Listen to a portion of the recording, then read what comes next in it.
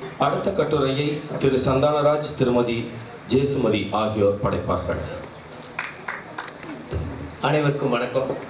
என்னுடைய பெயர் சந்தன்ராஜ். நான் சிங்கப்பூர்லேருந்து வந்திருக்கோம். என்னுடைய சக ஆசிரியை திருப்பதி ஜேசுமதி கிறிஸ்டோஃபர். நாங்கள் பயலபர் மெத்தடிஸ்ட் பெண்கள் உயர்நிலைப் பள்ளியிலிருந்து வந்திருக்கிறோம். இன்றைக்கு இந்த வாய்ப்பு கிடைத்தமைக்கு முதற்கண் இன்ஃபிட்க்கு நன்றி. எங்களுடைய படைப்பு பற்றி சொல்வதற்கு முன்னாடி இந்த உலகமே ஒரு தத்துவத்தில் தான் இயங்கிக்கிட்டு இருக்கு.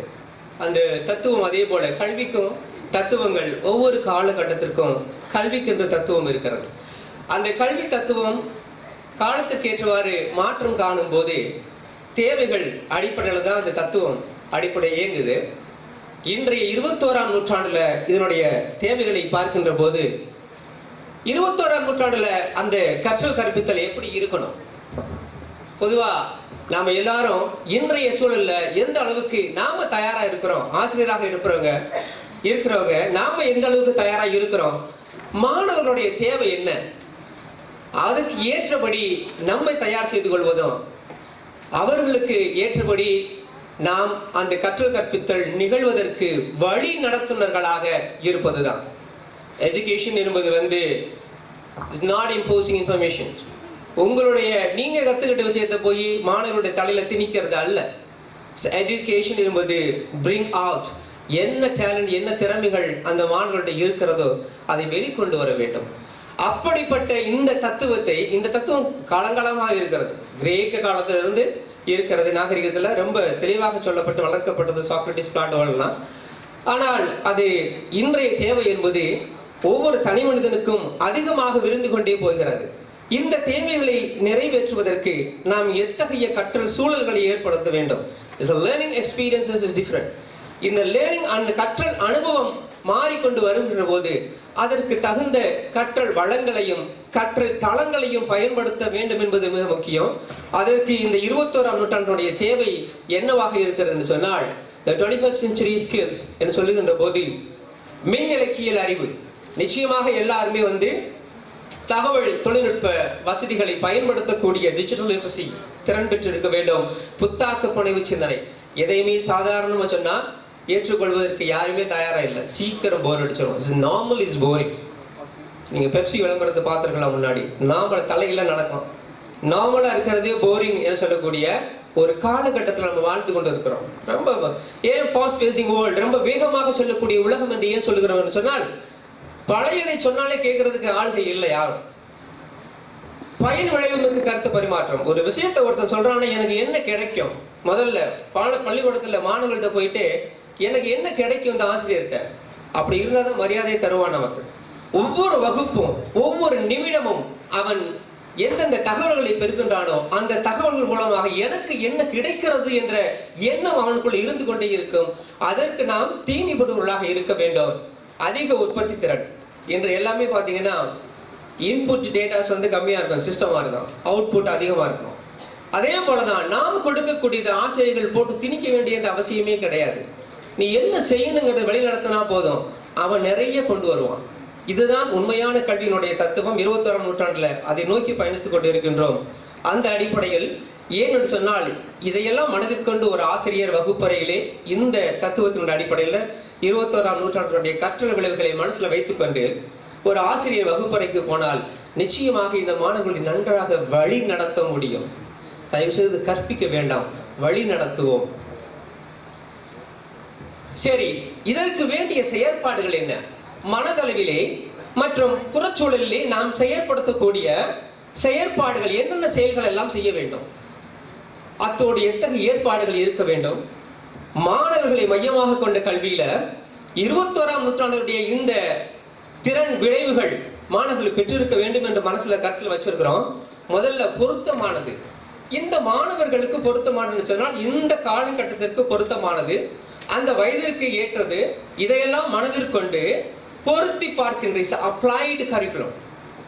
எல்லாமே நாம் சங்க இலக்கியத்தை சொல்வதாக இருந்தாலும் வாழ்க்கையோடு இயந்து பார்க்கின்ற தன்மையை உருவாக்கி கொடுக்க வேண்டும்.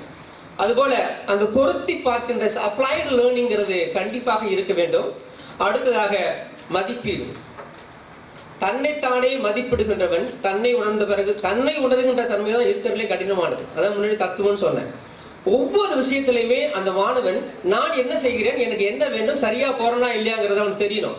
அடுத்து சக மாணவர்களை மற்றவர்கள் எப்படி செய்யறாங்க, நான் எப்படி அவங்களை மதிப்பீடு செய்யணும், அது எல்லாமே அவன் கற்றுக்கொள்ள வேண்டியது. முக்கியமாக சமூகம், மன உணர்வு, தொடர்பு என்பது. சரி, சமூக மன உணர்வுனா இன்றைய காலகட்டம் குளோபலைசேஷன், உலகமயமாக்கல் சூழல். தனி ஒருவனாக தனி நாடாக கூட இயங்க முடியாத நிலை. சமூகமாக, உலகமே ஒரு சமூகமாக இயங்கக்கூடிய இந்த சூழல்ல இட்ஸ் கொலாபரேட்டிவ் லேர்னிங், உடன் இணைந்து கற்கக்கூடிய ஒரு வாய்ப்பு. உலகத்தில் ஏதோ ஒரு மூலையில் இருக்கக்கூடியவன் கூட அவன் இணைந்து கற்கக்கூடிய ஒரு சூழல் இருக்கிறதுனால இந்த சமூகம் மன உணர்வு சார்ந்த சோசியல் இமோஷனல் என்று சொல்லுவோம். இங்க சோசியலைசேஷன், முதல்ல சோசியலாக சொசைட்டியாக ஒன்றாக இணைந்து கற்கின்ற தன்மை. அடுத்து அந்த குழுவுக்கு இடையிலே ஒரு மன ஒத்திசைவு என்பது முக்கியமானது. சரி, இதெல்லாம் எப்படி சாத்தியமாகும்?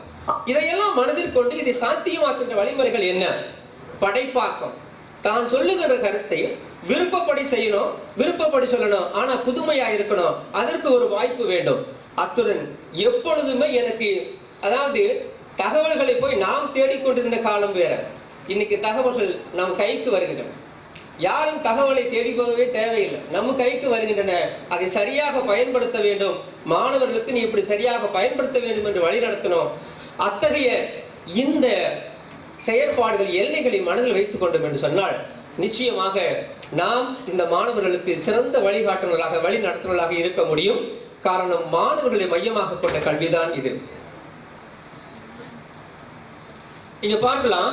சரி, எந்த ஒரு கருத்து, எந்த ஒரு பாட பகுதியா இருக்கட்டும், மிகப்பெரிய தத்துவமாக இருக்கட்டும், ஒரு சயின்டிபிக் இன்வென்ஷனா இருக்கட்டும், வரலாறாக இருக்கட்டும், கணக்காக இருக்கட்டும், நீங்க எந்த ஒரு கற்றல் ஒரு அனுபவம் கிடைக்க வேண்டும் மாணவர்களுக்கு என்று நினைத்தீர்கள் என்று சொன்னால் முக்கியமாக ஒரு அறிமுகம், அதை பற்றி ஒரு அறிமுகம். காரணம் என்ன? from known to unknown, தெரிந்ததிலிருந்து தெரியாததற்கு செல்ல வேண்டும், அறிமுகப்படுத்துகின்றதாக இருக்க வேண்டும். அடுத்து இம்ப்ளிமெண்டேஷன், அதை செயற்படுத்துவர்களாக அவர்களையும் இணைத்து செயற்படுத்த வேண்டும். இங்க பார்க்க என்று சொன்னால் 4E என்று சொல்வார்கள் ஆங்கிலத்தில். ஒன்று enable the students, செயல்பட ஏதுவாக்குதல், மாணவர்களை செயல்படுவதற்கு ஏதுவாக்குதலாக மாற்றிக்கொண்டு வர வேண்டும். கணினி செயல்பட மாட்டேங்குது.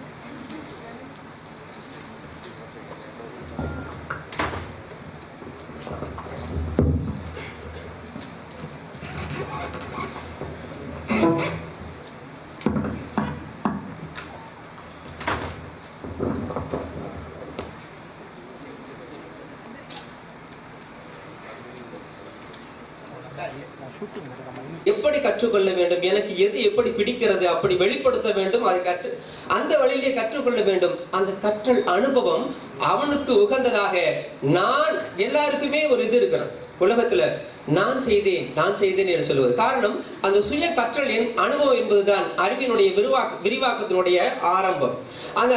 அந்த எம்பவர்மெண்ட் என்றது அடுத்த E. அடுத்து என்ஹான்ஸ்மெண்ட், செழுமைப்படுத்துதல். எந்த ஒரு அறிவினுடைய தொடக்கமும் அடுத்து முதிர்ச்சி நிலைக்கு போறதுதான் வழக்கம். செழுமைப்படுத்த வேண்டும். இந்த 4E's enable, engage, empower and enhancement. இந்த 4E மனதில் வைத்துக் கொண்டு சொன்னால், ஆசிரியர் மனதில் வைத்துக்கொண்டு அந்த வகுப்பறையிலே வழி நடத்துகின்ற போது மாணவர்கள் நிச்சயமாக தனக்குரிய பாடமாக அதை பொருத்தி பார்த்து அப்ளைட் லேர்னிங்கிறது இயல்பாக அமையும். இப்போ எதையுமே ஏன்னா இம்பாசிபிள் என்று நினைக்க தேவையில்லை. இம்பாசிபிள் என்பது the impossible, the word is not exist in my dictionary அப்படின்னு சொன்ன லைஃப் டிக்ஷனரி நெப்போலியன் ஆசிரியர்களை சொல்லும் போது கூட என்ன சொல்லுவாங்க, என்ன பொதுவாக the pen is mightier than sword. So நம்ம கையில் பென் இருக்குது, ஆசிரியர் கையில். இன்னைக்கு ஸ்டைலஸ் இருக்கலாம் நம்ம கையில். அதனால என்ன செய்ய முடியும், பாசிபிள் ஆக்க முடியும். காரணம், இந்த 4E நம்ம மனதில் வைத்துக்கொண்டு செயல்பட்டால், அப்படிங்கிற மாதிரி 4E நம்ம மனதில் வைத்துக்கொண்டு செயல்பட்டால் நிச்சயமாக அது சிறந்த கற்றல் அனுபவமாக இருக்கும். இங்க நீங்க பார்க்கின்ற பொழுது முக்கியமாக வகுப்புல ஒவ்வொரு நாளும் போகும்போது இந்த அனுபவம் இருக்கும். அவனே உட்கார்ந்துருப்பான், அப்படியே இன்னைக்கு என்ன பண்ண போறாரு, நம்மள கொலையா கொல்ல போறாரு அப்படின்னு நீங்க நல்லா யோசிக்கலாம். அதுக்கு முன்னாடியே அவன் சந்தோஷமா சிரிச்சு விளையாண்டுட்டு இருப்பான். நிறைய பேர் யோசிப்பீங்க, வகுப்புக்கு போறதுக்கு முன்னாடி ஏன்டா மாணவன் சிரிச்சு சந்தோஷமா விளையாண்டுட்டு இருக்கான், அவனுக்கு தெரியும் ஆசிரியர் வந்துட்டாருன்னா கொல்ல போறாரு, அதுக்கு முன்னாடி கொஞ்சமா சந்தோஷமா இருந்துக்கோன்னு. அப்ப இதெல்லாம் நம்ம பார்க்கின்ற போது ஆசிரியருக்குமே நமக்கு என்ன இருக்குன்னா, ஐயோ இவங்க எப்படி இவங்களை சமாளிக்கிறது, என்கேஜ் பண்றது, ஒரு சிக்கலான விஷயமா தான் இருக்கிறது. அந்த வகையில் நாங்கள் யோசிச்சு பார்த்தோம். ஏன்னா தமிழே பேச மாட்டோம். சிங்கப்பூரோட சூழல்ல பிள்ளைங்க தமிழில் பேச வைக்கிறது நிறைய சிரமங்கள் இருக்கு. குறிப்பாக எங்களுடைய நோக்கமே வந்துட்டு இந்த பிள்ளைகளை எப்படி சரியான முறையில் தமிழ்ல அவங்கள பேச வைக்கணும் மட்டும் இல்லை, 4 திறன்களையும் எப்படி ஒருங்கிணைத்து கற்றுக் கொடுப்பது, அதற்கு எளிதான வழி, இலகுவான வழி, பிடித்த வழி, அவங்க பொருத்தி பார்க்கின்ற வழியாக இருக்க வேண்டும் என்பதையெல்லாம் யோசித்தோம். அந்த அடிப்படையில் யோசிக்கின்ற பொழுதுதான் தேவை என்ன என்பதை நாங்கள் யோசித்தோம். எங்களுடைய தேவை மாணவர்களிடம் இந்த மொழித்திறன்களை ஒருங்கிணைந்து வளர்க்க வேண்டும். சரி, அதற்கு நிச்சயமாக ஒரு எந்த தத்துவம் என்று சொன்னால அணுகுமுறை.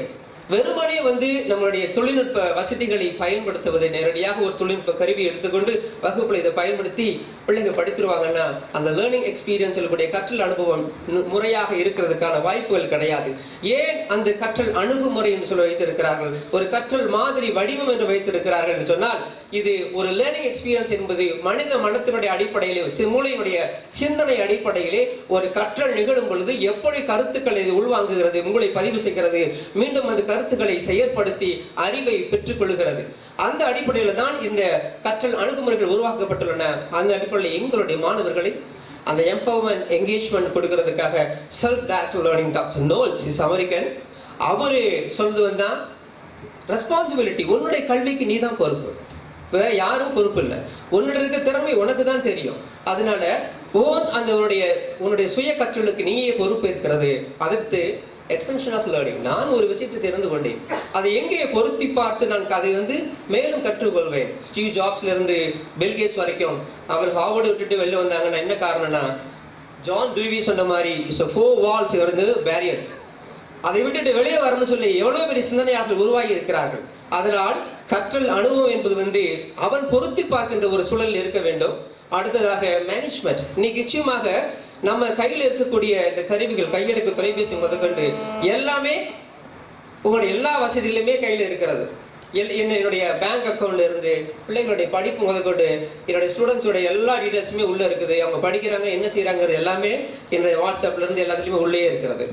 அந்த அளவில் இன்று இருக்கக்கூடிய சூழல்ல செல்ஃப் டைரக்டட் லேர்னிங் அப்ரோச் ரொம்ப ஒரு முக்கியமான ஒன்று. இன்னொன்று கூடி கற்றல். எல்லாருக்கும் எல்லாம் தெரியாது. ஒருத்தர் இருக்கிறது இன்னொருத்தர் வாங்கிக்கலாம். பாட்ரி சிஸ்டத்தில் பொருள்கள் அன்னைக்கு வித்து வாங்கினாங்க. அதற்கு பிறகு இன்றைய சூழல்ல அறிவை ஒருவன் மற்றொருக்கு கொடுத்து அதை வளர்த்துக் கொள்கின்ற சூழல். எவ்வளவுதான் சொன்னாலும் 4 மொழித்திறன்களை பிள்ளைகளை காதல போய் ஓதுனா கூட வளர்க்கறது சிரமமான ஒரு சூழலாக இருந்த காலகட்டத்தில் தான் நாங்கள் என்ன பண்ணோம், இந்த கற்றலுடைய சூழல் எப்படி இருக்கிறது என்று அணுகும் பொழுது எல்லா மாணவர்கள்ட்டையுமே கைத்தொலைபேசி கண்டிப்பா கையில் இருக்குது. அதுல பல சிக்கல்கள் இருந்தன. சரி, அதையெல்லாம் நாங்கள் பின்னாடி சொல்றவங்கள்ட்ட அந்த பல விதமான கைத்தொலைபேசிகளை வைத்திருந்தாங்க. நேற்று நாங்கள் சொல்ல வேண்டிய கருத்தெல்லாம் முத்து நெடுமார் நேற்று சொல்லிட்டு இருந்தார். அவர் இந்த ஐஃபோன் iOSல இருந்து ஜெலிபின் 4.3, Android, Windows 8, Nokia, HTC, LG, இது எல்லாத்துலேயும் இருக்கக்கூடிய சிக்கல்கள் எல்லாம் எப்படி தமிழை உள்ளீடாக கொண்டு போவது என்ற சிரமங்களை எல்லாம் நாங்கள் கொஞ்சம் ஆய்வு செய்து செஞ்சோம். அதுக்கு எடுத்துக்கொண்ட 2 மென்பொருள் செயலிகள் என்னவென்று சொன்னால் வாட்ஸ்அப், அது முகநூல் என்று சொல்லக்கூடிய முகப்புத்தகம் சொல்லுவாங்க, முகநூல்னு சொல்லுவாங்க, ஃபேஸ்புக். இந்த 2ஐயும் எங்கள் மாணவர்கள்ட்ட நாங்கள் கொண்டு போனோம். கொண்டு வந்த போது தான் எங்கள் ஆசிரியர்கள் குழுவாக இணைந்து இந்த எப்படி ஒரு ஆசிரியர் எல்லா வகுப்புக்கும் பாடம் கற்பிக்க முடியும்னா இது வாட்ஸ்அப்பில் தான் முடியும். நாங்கள் ஒரு வகுப்புக்கு ஒரு குழுவுக்கு ஒரு கிளாஸுக்கு ஒரு வகுப்புக்கு ஒரு குழு ஆரம்பிச்சிருக்கோம். அதில் 3 ஆசிரியர்களுமே உள்ள இருப்போம். அப்போ அந்த ஒவ்வொரு வகுப்புல ஒரு பள்ளிக்கூடத்தில் இருக்க அத்தனை தமிழ் மாணவர்களையும் எங்கள் 3 ஆசிரியர்களுக்குமே தெரியும் என்ன படிக்கிறாங்க, என்ன செய்கிறாங்கிறத. அப்போ அந்த வாய்ப்பு எங்களுக்கு கிடைச்சிருக்கு. இது பன்முகத்தன்மை வாய்ந்து சொன்ன மல்டிஃபேசிட்டட், பல பரிமாணங்கள், பல கோணங்களில் படிக்க முடியும். அத்தகைய வாய்ப்புகள் இந்த முகநூல்லையும் வாட்ஸ்அப்லையும் இருக்கிறது. உங்களுடைய கருத்துக்களை நீங்கள் பெறுகின்ற பொருள், அதாவது ரிசப்டிவ், நீங்கள் கிடைக்கக்கூடிய வளங்கள், கற்றல் வளங்கள் எங்கிருந்து கிடைக்கிறது? காணொலியாக கிடைக்கிறதா இருக்கலாம், ஒளிப்பகுதியாக இருக்கலாம், படங்களாக இருக்கலாம், சௌவையாக மாணவர்கிட்ட நீங்கள் கருத்துக்களை கேட்பதன் வழியாக இருக்கலாம், நீங்கள் வெளிப்படுத்துவது விருப்பமாக இருக்கலாம், கருத்துக்களை பகிர்வு செய்வதாக இருக்கலாம். இப்படி பல வகையில இஸ் அது ப்ரொடக்டிவ். இப்படியாக நீங்கள் பெறுவதும் கொடுப்பதும் எல்லாமே பன்முகத்தன்மை வாய்ந்ததாக இயங்குகின்ற இந்த வாட்ஸ்அப், இந்த முகநூலும், அடுத்ததாக வாட்ஸ்அப்பினுடைய இந்த நீங்கள் பார்த்தீங்கன்னா குறுஞ்செயலின்னு சொல்லுவார்கள், மென்பொருள் செயலி என்று சொல்லப்படுகிறது. இது பார்த்தீங்கன்னா வீடியோ எடுக்கலாம், நீங்கள் எல்லாமே கையில் தனியாக வீடியோ வந்து ஒரு கேமரா வச்சுட்டு எடுக்கணும்னு அவசியம் இல்லை.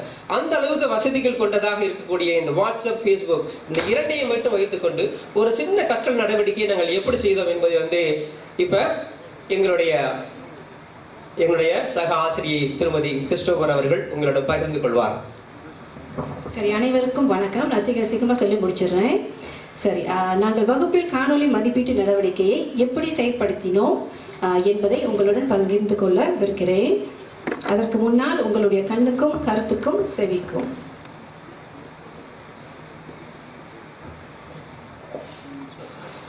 வணக்கம் மாணவர்களே, உங்கள் கருத்துக்களை ஒளிப்பதிவு செய்து ஏற்றம் செய்த நன்றி. இந்த சிறிய உதவி பல வாழ்க்கைகளை வரும் காலங்களில் மாற்றத்தை உண்டாக்கி தரும். என் பேர் துரிசா, நான் ட்ரிமிட்ரி படிக்கின்றேன். இந்த காணொளி எனக்கு பிடித்தமான கதாபாத்திரம் சமீர். இந்த காணொளி விளக்கும் கருத்து என்னவென்றால், நாம் யாராவது உதவி கஷ்டத்தில் இருக்கும்போது அவர்களுக்கு உதவ வேண்டும். என் வாழ்க்கையில் பிறருக்கு எவ்வாறு உதவி செய்வேன் என்பதால் அவர்கள் கஷ்டத்தில் இருக்கும்போது அவர்கள் உதவுவேன். அது மட்டுமில்லாமல் அவர்கள் கெட்ட வழியில் போனால் அவர்கள் நல்வழியில் வருவதற்காக உதவுவேன். அனைவருக்கும் வணக்கம். என் பெயர் பிரக்தா. இந்த காணொலியில் எனக்கு மிகவும் பிடித்த கதாபாத்திரம் சமீர். அவர் மற்றவர்கள் அவனுக்கு உதவி செய்வதை மறுக்கவில்லை. அதற்கும் மேலே அவன் மற்றவர்களுக்கு உதவி பண்ண வேண்டும் என்று நினைத்தான். காணொலியின் முக்கிய கருத்து, மற்றவர்களுக்கும் உதவி செய்து மற்றவர்கள் நமக்கு செய்த உதவியை மறக்கக்கூடாது. என்னால் முடிந்த உதவியை நான் மற்றவர்களுக்கு செய்வேன். என்னால் முடியாத போது நான் மற்றவர்களை நாடுவேன். என் குடும்பத்தில் இருக்கும் அனைவருக்கும் என்னால் முடிந்த உதவியை செய்வேன். அவர்கள் ஏதாவது ஒரு விஷயத்தில் சிரமப்படும் போது நான் அவர்களுக்கு உதவுவேன். நன்றி. த்ரிஷா வணக்கம். ஜி காவியா, த்ரிஷா. யாரெல்லாம் தமிழ்ல பார்க்க முடியலையோ நீங்க செய்ய வேண்டியது, உடனே ஆண்ட்ராய்டு வெர்ஷனுக்கு எந்த தமிழ் ஃபாண்ட்டை இறக்கம் செய்யணுமோ அது உடனே நீங்க இணையத்துல தேடி கண்டுபிடிச்சு இறக்கம் செய்யுங்க. உங்களுடைய முயற்சி உங்க கையில தான் இருக்கு. நிச்சயம் உங்களால் முடியும். நம்புறேன். வாழ்த்துக்கள். நம் குழுவை அடுத்த நிலைக்கு கொண்டு போகணும். அது நம்ம கையில் இருக்கு. நன்றி. வணக்கம், என் பேர் நாகேஸ்வரி. கேள்வி 1. இந்த காணொலியில் உனக்கு மிகவும் பிடித்த கதாபாத்திரம் யார்? இந்த காணொலியில் எனக்கு மிகவும் பிடித்த கதாபாத்திரம் சமீர். ஒரு பெயர் தெரியாத நபர் தன்னுடைய படிப்புக்கு உதவி செய்யும் போது சமீர் அவரை எப்படியாச்சும். சரி, அடுத்தது முதலில் நம்ம மாணவர்களுக்கு இந்த விவரப்பாய்வு நிரல் படத்தை கொடுத்திருந்தோம். ஒவ்வொரு மாணவர்களுக்கும் வழங்கப்பட்டது. பின்னர் மாணவர்களுக்கு தேவையான தகவல்களை வழங்கி செயல்முறை விளக்கம் காட்டப்பட்டது. ஆசிரியர்கள் மாணவர்களுக்கு இந்த மதிப்பீட்டு நடவடிக்கையை எவ்வாறு செய்ய வேண்டும் என்பதையும் காட்டினோம். பிறகு ஒரு பிரதி எடுத்து ஒவ்வொரு மாணவர்களுக்கும் இதை கொடுத்தோம். சரி, முகநூலில் உள்ள விளக்கங்கள், குறிப்புகள். முதல்ல மாணவர்களை வகுப்பு வாரியாக குழுக்களாக பிரித்து கொடுத்தோம். பிறகு அதில் உள்ள தகவல்களை அவர்கள் படித்து தெரிந்து கொள்ள வேண்டும். பின்னர் முகநூலில் உள்ள விளக்கங்கள், குறிப்புகளை படித்தல், காணொலியை காணுதல். ஆசிரியர்கள் 2 காணொலிகளை ஏற்றம் செய்தோம். அதை மாணவர்கள் வீட்டில் இருந்தபடியே பார்த்து கருத்துக்களை தெரிவிக்கலாம். அடுத்ததாக மதிப்பிடுதல். முதல்ல அவங்க அந்த காணொலியை பற்றி சொல்லலாம். அவங்களுக்கு அதை பிடித்திருந்ததா பிடிக்கவில்லையா என்று. சில மாணவர்கள், உயர்நிலை 3 மாணவர்களை பார்த்தால் மிகவும் ஆழமாக சிந்தித்து தங்களுடைய கருத்துக்களை கூறியிருக்கிறார்கள். முகநூலில் உள்ள காணொலி தொடர்பான வினாக்களை படித்தல். அடுத்த நிலை 3 வினாக்கள் கேட்டிருந்தோம். அந்த வினாக்களை படித்து அதற்காக தயார்படுத்தி கொள்ள வேண்டும். வினாக்களுக்கான விடைகளை தயார் செய்தல். விடைகளை வாட்ஸ்அப் ஒளிப்பதிவு செய்து ஏற்றம் செய்தார்கள் மாணவர்கள்.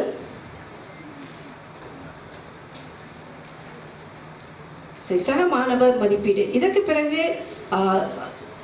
மாணவர்கள் மதிப்பீடு செய்த பிறகு அவர்களுடைய செயலை மற்ற மாணவர்கள், சக மாணவர்கள் மதிப்பீடு செய்ய வேண்டும்.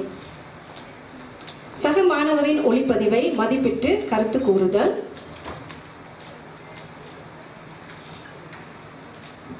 அதையும் அவர்கள் வாட்ஸ்அப்பில் ஏற்றம் செய்தார்கள். இது தகுதி நிலை விளக்க குறிப்பு. இதை பார்த்து கொண்டு மாணவர்கள் வீட்டில் இருந்தபடியே தங்களுடைய சக மாணவர்களை மதிப்பீடு செய்வார்கள். இதையும் ஒரு பிரதி எடுத்து ஒவ்வொரு மாணவர்களுக்கும் கொடுத்து விட்டோம்.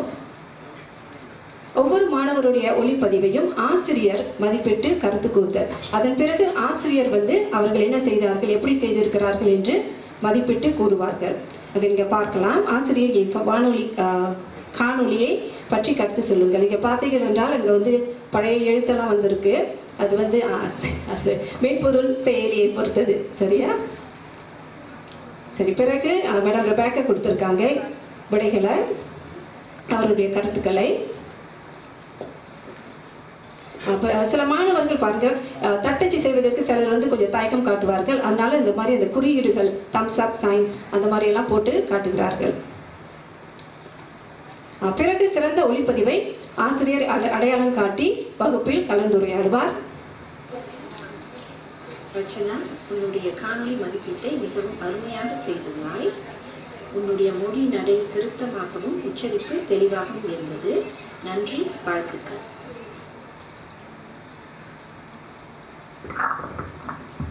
சரி. நேரம் பற்றாக்குறை தான், வேற ஒன்றும் இரண்டு ஸ்லைட்ஸ் தான் முடியும். ஏன்னா நிச்சயமாக என்ன தெரிந்து கொண்டார்கள், இந்த என்ன அனுபவம் கிடைத்தது என்று சொல்லுகின்ற போது முதல்ல சுயமாக தானாக உட்கார்ந்து அதை கற்றுக்கொள்கிறது. ஆசிரியர் வெறும் வழி நடத்துனராக மட்டும்தான் இருந்தார். கூட்டாக இணைந்து ஒரு விஷயங்கள் தெரியாத போது நிறைய விஷயங்கள் நானே கற்றுக்கிட்டேன் அவங்ககிட்ட இருந்து. எப்படி பிரிண்ட் ஸ்க்ரீன் சில இதில் பார்த்தீங்கன்னா ஆண்ட்ராய்டில் iOS நான் பயன்படுத்துகிறேன் 6 வெர்ஷன். அதில் 7 தான் தமிழ் வருது உள்ளீடாக பயன்படுத்துவதற்கு. இப்போ இதில் நேரடியாக பயன்படுத்த முடியாது. அதனால iOS for 6 அப்படின்னு தமிழ் ஃபார் iOS 6 அப்படின்னு ஒரு ஆப் இருக்குது. அந்த ஆப் அதை டவுன்லோட் பண்ணி அதுலேருந்து தமிழ் தட்டச்சு செய்து அப்படி ஏற்ற செய்ய வேண்டியதாக இருந்தது. மற்ற ஃபோன்களுக்கெல்லாம் பார்த்தீங்கன்னா செலினம், ஆண்ட்ராய்டுக்கு மற்றதெல்லாம் செலினத்தை பயன்படுத்தணும்.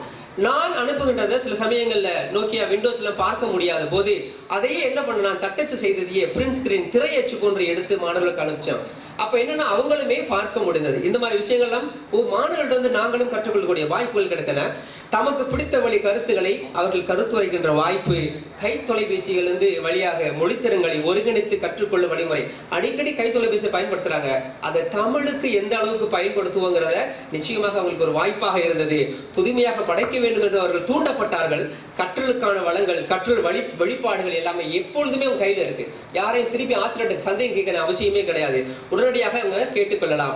சுய மதிப்பீடும் தன்னைத்தானே மதிப்பீடு செய்வதற்கு மீண்டும் கேட்டு சக மாணவர்களை மதிப்பீடு செய்வதற்கான வழிமுறைகள் அவர்கள் தெரிந்து கொண்டார்கள். சில சிக்கல்கள் இருக்கத்தான் செய்தன. முன்பு சொன்னபடி அந்த மாதிரி தமிழ் எழுத்துருவை பார்க்க முடியாத வாய்ப்பாக இருக்கின்ற போது திரையீச்சாக எடுத்து நாங்கள் அனுப்பினோம் அவருக்கு. அடுத்து ஒளிப்பதிவு செய்வதற்கு சில தயங்கினார்கள். ஆனால் ஒரு சில தைரியமான மாணவர்கள் படைத்ததை பார்த்து நாங்கள் திருப்பி நீ படை என்று சொல்றது கூட அவங்களை வலியுறுத்த வேண்டிய அவசியம் இல்லை. வற்புறுத்தல மற்ற மாணவர்களுடைய படைப்புகளை பார்த்து அவர்கள் தூண்டப்பட்டார்கள். இதுதான் இந்த கொலாபரேட்டிவ் லேர்னிங் கூடிய மிக நல்ல வாய்ப்புகள். அடுத்து ஒரே நேரத்தில் அனைத்து வகுப்புகளையும் செயற்படுத்துவது என்பது கடினமான விஷயம். ஆசிரியர் கண்காணிக்க முடியாது.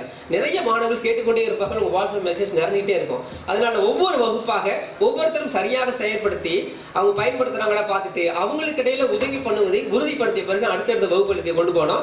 பெற்றோரிடம் அனுமதி வாங்குவதற்கு சிரமமா இருந்தது. அதுக்காக என்ன பண்ணோம்னா முக்கியமாக இந்த சைபர் வெல்னஸ் இதுக்குள்ள இந்த மாணவர்கள் ஒருத்தர் கொஞ்சம் தவறுதலாக பேசுவதெல்லாம் நடக்கும். அப்போ அதுக்கு ஒரு அக்ரிமெண்ட், ஒரு ஒப்பந்தம் போட்டோம் அவர்களுக்கும் எங்களுக்குமாக. அதுக்கு ஒரு படிவுமே தயார் பண்ணியிருந்தோம். நான் இந்த மாதிரிலாம் பிறருடைய மனது புண்படிப்படி நடந்து கொள்ள மாட்டேன்னு சொல்லி அவங்களும் கையெழுத்து போடுவாங்க, நாங்களும் கையெழுத்து போட்டு அந்த மாதிரி ஒரு ஒப்பந்தமும் செய்திருந்தோம். இது ஜென்டில்மேன் அக்ரிமெண்ட் மாதிரி அந்த மாதிரி இருந்தது. அப்போ இது என்னன்னா தமிழ் எழுத்து ஒரு பிரச்சனையாக இருப்பது வருங்காலத்தில் தொழில்நுட்பத்தோட வளர்ச்சியினால நிச்சயமாக முன்பு அவர் சொன்னார் முத்துநடமாக இந்த கருத்தை நாங்கள் முன்பே பேசியிருந்தோம். என்ன அப்படின்னா பயன்பாடு அதிகமாக தொழில்நுட்பத்தை உருவாக்குபவர்கள் அந்த பயன்பாட்டிற்கு உரிய சந்தை இருப்பதன் காரணமாக நமக்கு தேவைகளை நிறைவேற்றி கொடுப்பார்கள். நிச்சயமாக பயன்பாட்டை நம்ம விஸ்தரிக்க வேண்டும். அடுத்ததாக அதுக்கு வேகமாக நன்றி முடிச்சுட்டாங்க. என்னோட சக ஆசிரியர் எப்பொழுதுமே கொஞ்சம் வேகம் தான். நான் ஸ்லைட்ஸே காலையில் தான் கொடுத்தேன். அதுவே கோவம் அவங்களுக்கு, வேற ஒன்றும் இல்லை. பள்ளிகள் வட்டாரம் இது உலக அளவிலே சேர்ந்து கற்பதற்கான வாய்ப்புகள் நிச்சயமாக தமிழகத்தோடு இணைந்தும் பள்ளிகளில் இந்த மாணவர்களோடு இணைந்து கற்பதற்காக முயற்சி பண்ணிட்டு இருக்கோம். தேசிய அளவில் கூட கற்றல் குழுக்களை மலேசியாவில் கூட நீங்கள் இருந்தீங்கன்னா உங்களோட கற்றல் குழுக்கள் சேர்த்து செய்வதற்கும் தயாராக இருக்கிறோம். இவ்வளவு காலம் பொறுமை காத்து எங்களுடைய பகிர்தலை கேட்டதுக்கு மிக்க நன்றி. நன்றி. அடுத்ததாக திரு விக்னேஷ் அவர்கள் தமது கட்டுரையை படைப்பார்கள்.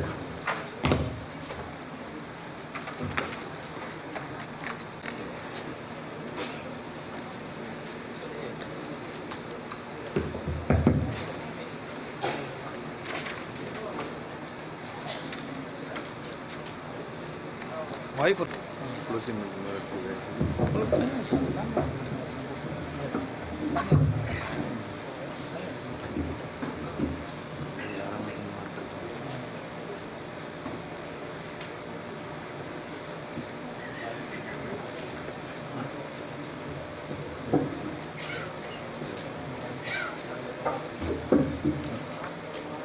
என்னை வாழ வைக்கும் தமிழுக்கும் வந்திருக்கும் அனைவருக்கும் என்னுடைய வணக்கம்.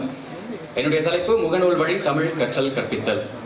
முகநூல் என்பதை பற்றி அதிகம் நான் விளக்க தேவையில்லை. அநேகமாக இங்கே இருக்கும் அனைவருக்கும் அதிகமான விளக்கங்கள் கிடைத்துவிட்டன. அந்த வழியில் தொடர்ந்து நாம் கட்டுரைக்குள் போகலாம். என்னுடைய முதல் ஸ்லைட். இங்கே 10 அதிகமான மொழிகள், முகநூலை பயன்படுத்தும் மொழிகள் இருக்கின்றன. இதில் முதல் மொழியை பற்றி நான் சொல்ல தேவையில்லை. என்னுடைய நோக்கமும் அது கிடையாது. அடுத்து இருக்கும் 2ஆம் நிலையிலிருந்து 10ஆவது நிலை வரைக்கும் இருக்கின்ற மொழிகளை பார்ப்போமே. இது உங்கள் சிந்தனைக்கு பிறகு இதை பற்றி நாம் பார்க்கவிருக்கின்றோம். இதுவும் அப்படித்தான். 10 மொழிகள்ல வளர்ச்சி, கடந்த 2 ஆண்டுகளில் 10 மொழிகளுடைய வளர்ச்சியை நாம் இங்கே பார்க்கலாம்.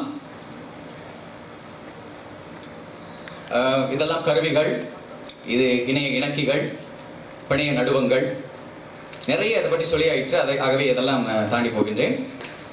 ஏன் முகநூலை நாம் பயன்படுத்த வேண்டும் தமிழ் கற்றல் கற்பித்தல் என்பதற்காக இந்த விளக்கம். உலக முகநூல் வரிசையில் மலேசியா 18வது இடத்தை பற்றி பிடித்திருக்கின்றது. அதிலே 46.28 விழுக்காடு குடிமக்கள் முகநூல் பயனராக இருக்கின்றார்கள். ஆகவே இது சரியான தளமாக இருக்கும் என்ற அடிப்படையில் இந்த ஆய்வு மேற்கொள்ளப்பட்டது.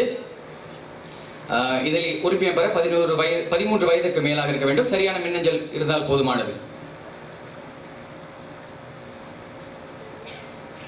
சரி, முதலில் மலேசியாவை பார்த்தோம். இப்பொழுது இது ஏன் உலக அளவில் நாம் பயன்படுத்த முடியும் என்றால், இது 2வது மிக பரவலான இணையதளம். ஆக இதில் அதிகம் பேர் வந்து போகும் இடமாக இருப்பதால் இது சரியான களமாக இருக்கும் தமிழுக்கு என்ற எண்ணம் எனக்கு. தமிழ் கற்றல் கற்பித்தலின் புதிய அணுகுமுறை. இது பள்ளி நேரத்துக்கு பிந்தியும் 24 நேர பள்ளியாகவும் இது செயல்படும். பொதுவாக இந்த ஆய்வின் நோக்கமே பள்ளிக்கு பிந்திய பாடமாக இது இருக்க வேண்டும் என்பதற்கான வழிமுறை தான் இது. காரணம், பள்ளி அல்லது வகுப்பறை சூழலில் எத்தனை மாணவர்கள் பங்கேற்க முடியும், எத்தனை மாணவரை ஒரு ஆசிரியர் கண்காணிக்க முடியும் என்ற சூழலை நாம் கண்கூடாக கண்டிருப்போம். நாமும் மாணவராக இருந்த நிலையில் நமக்கு தெரிந்திருக்கும்.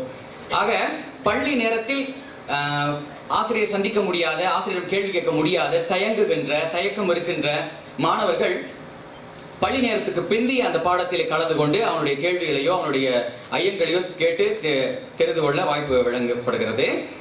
இதிலே கருத்தூற்று முறையில் கற்றல், கலந்துரையாடல் வழி கற்றல், பாடச்சுருக்கம் தயாரித்து பகிர்ந்து கற்றல்.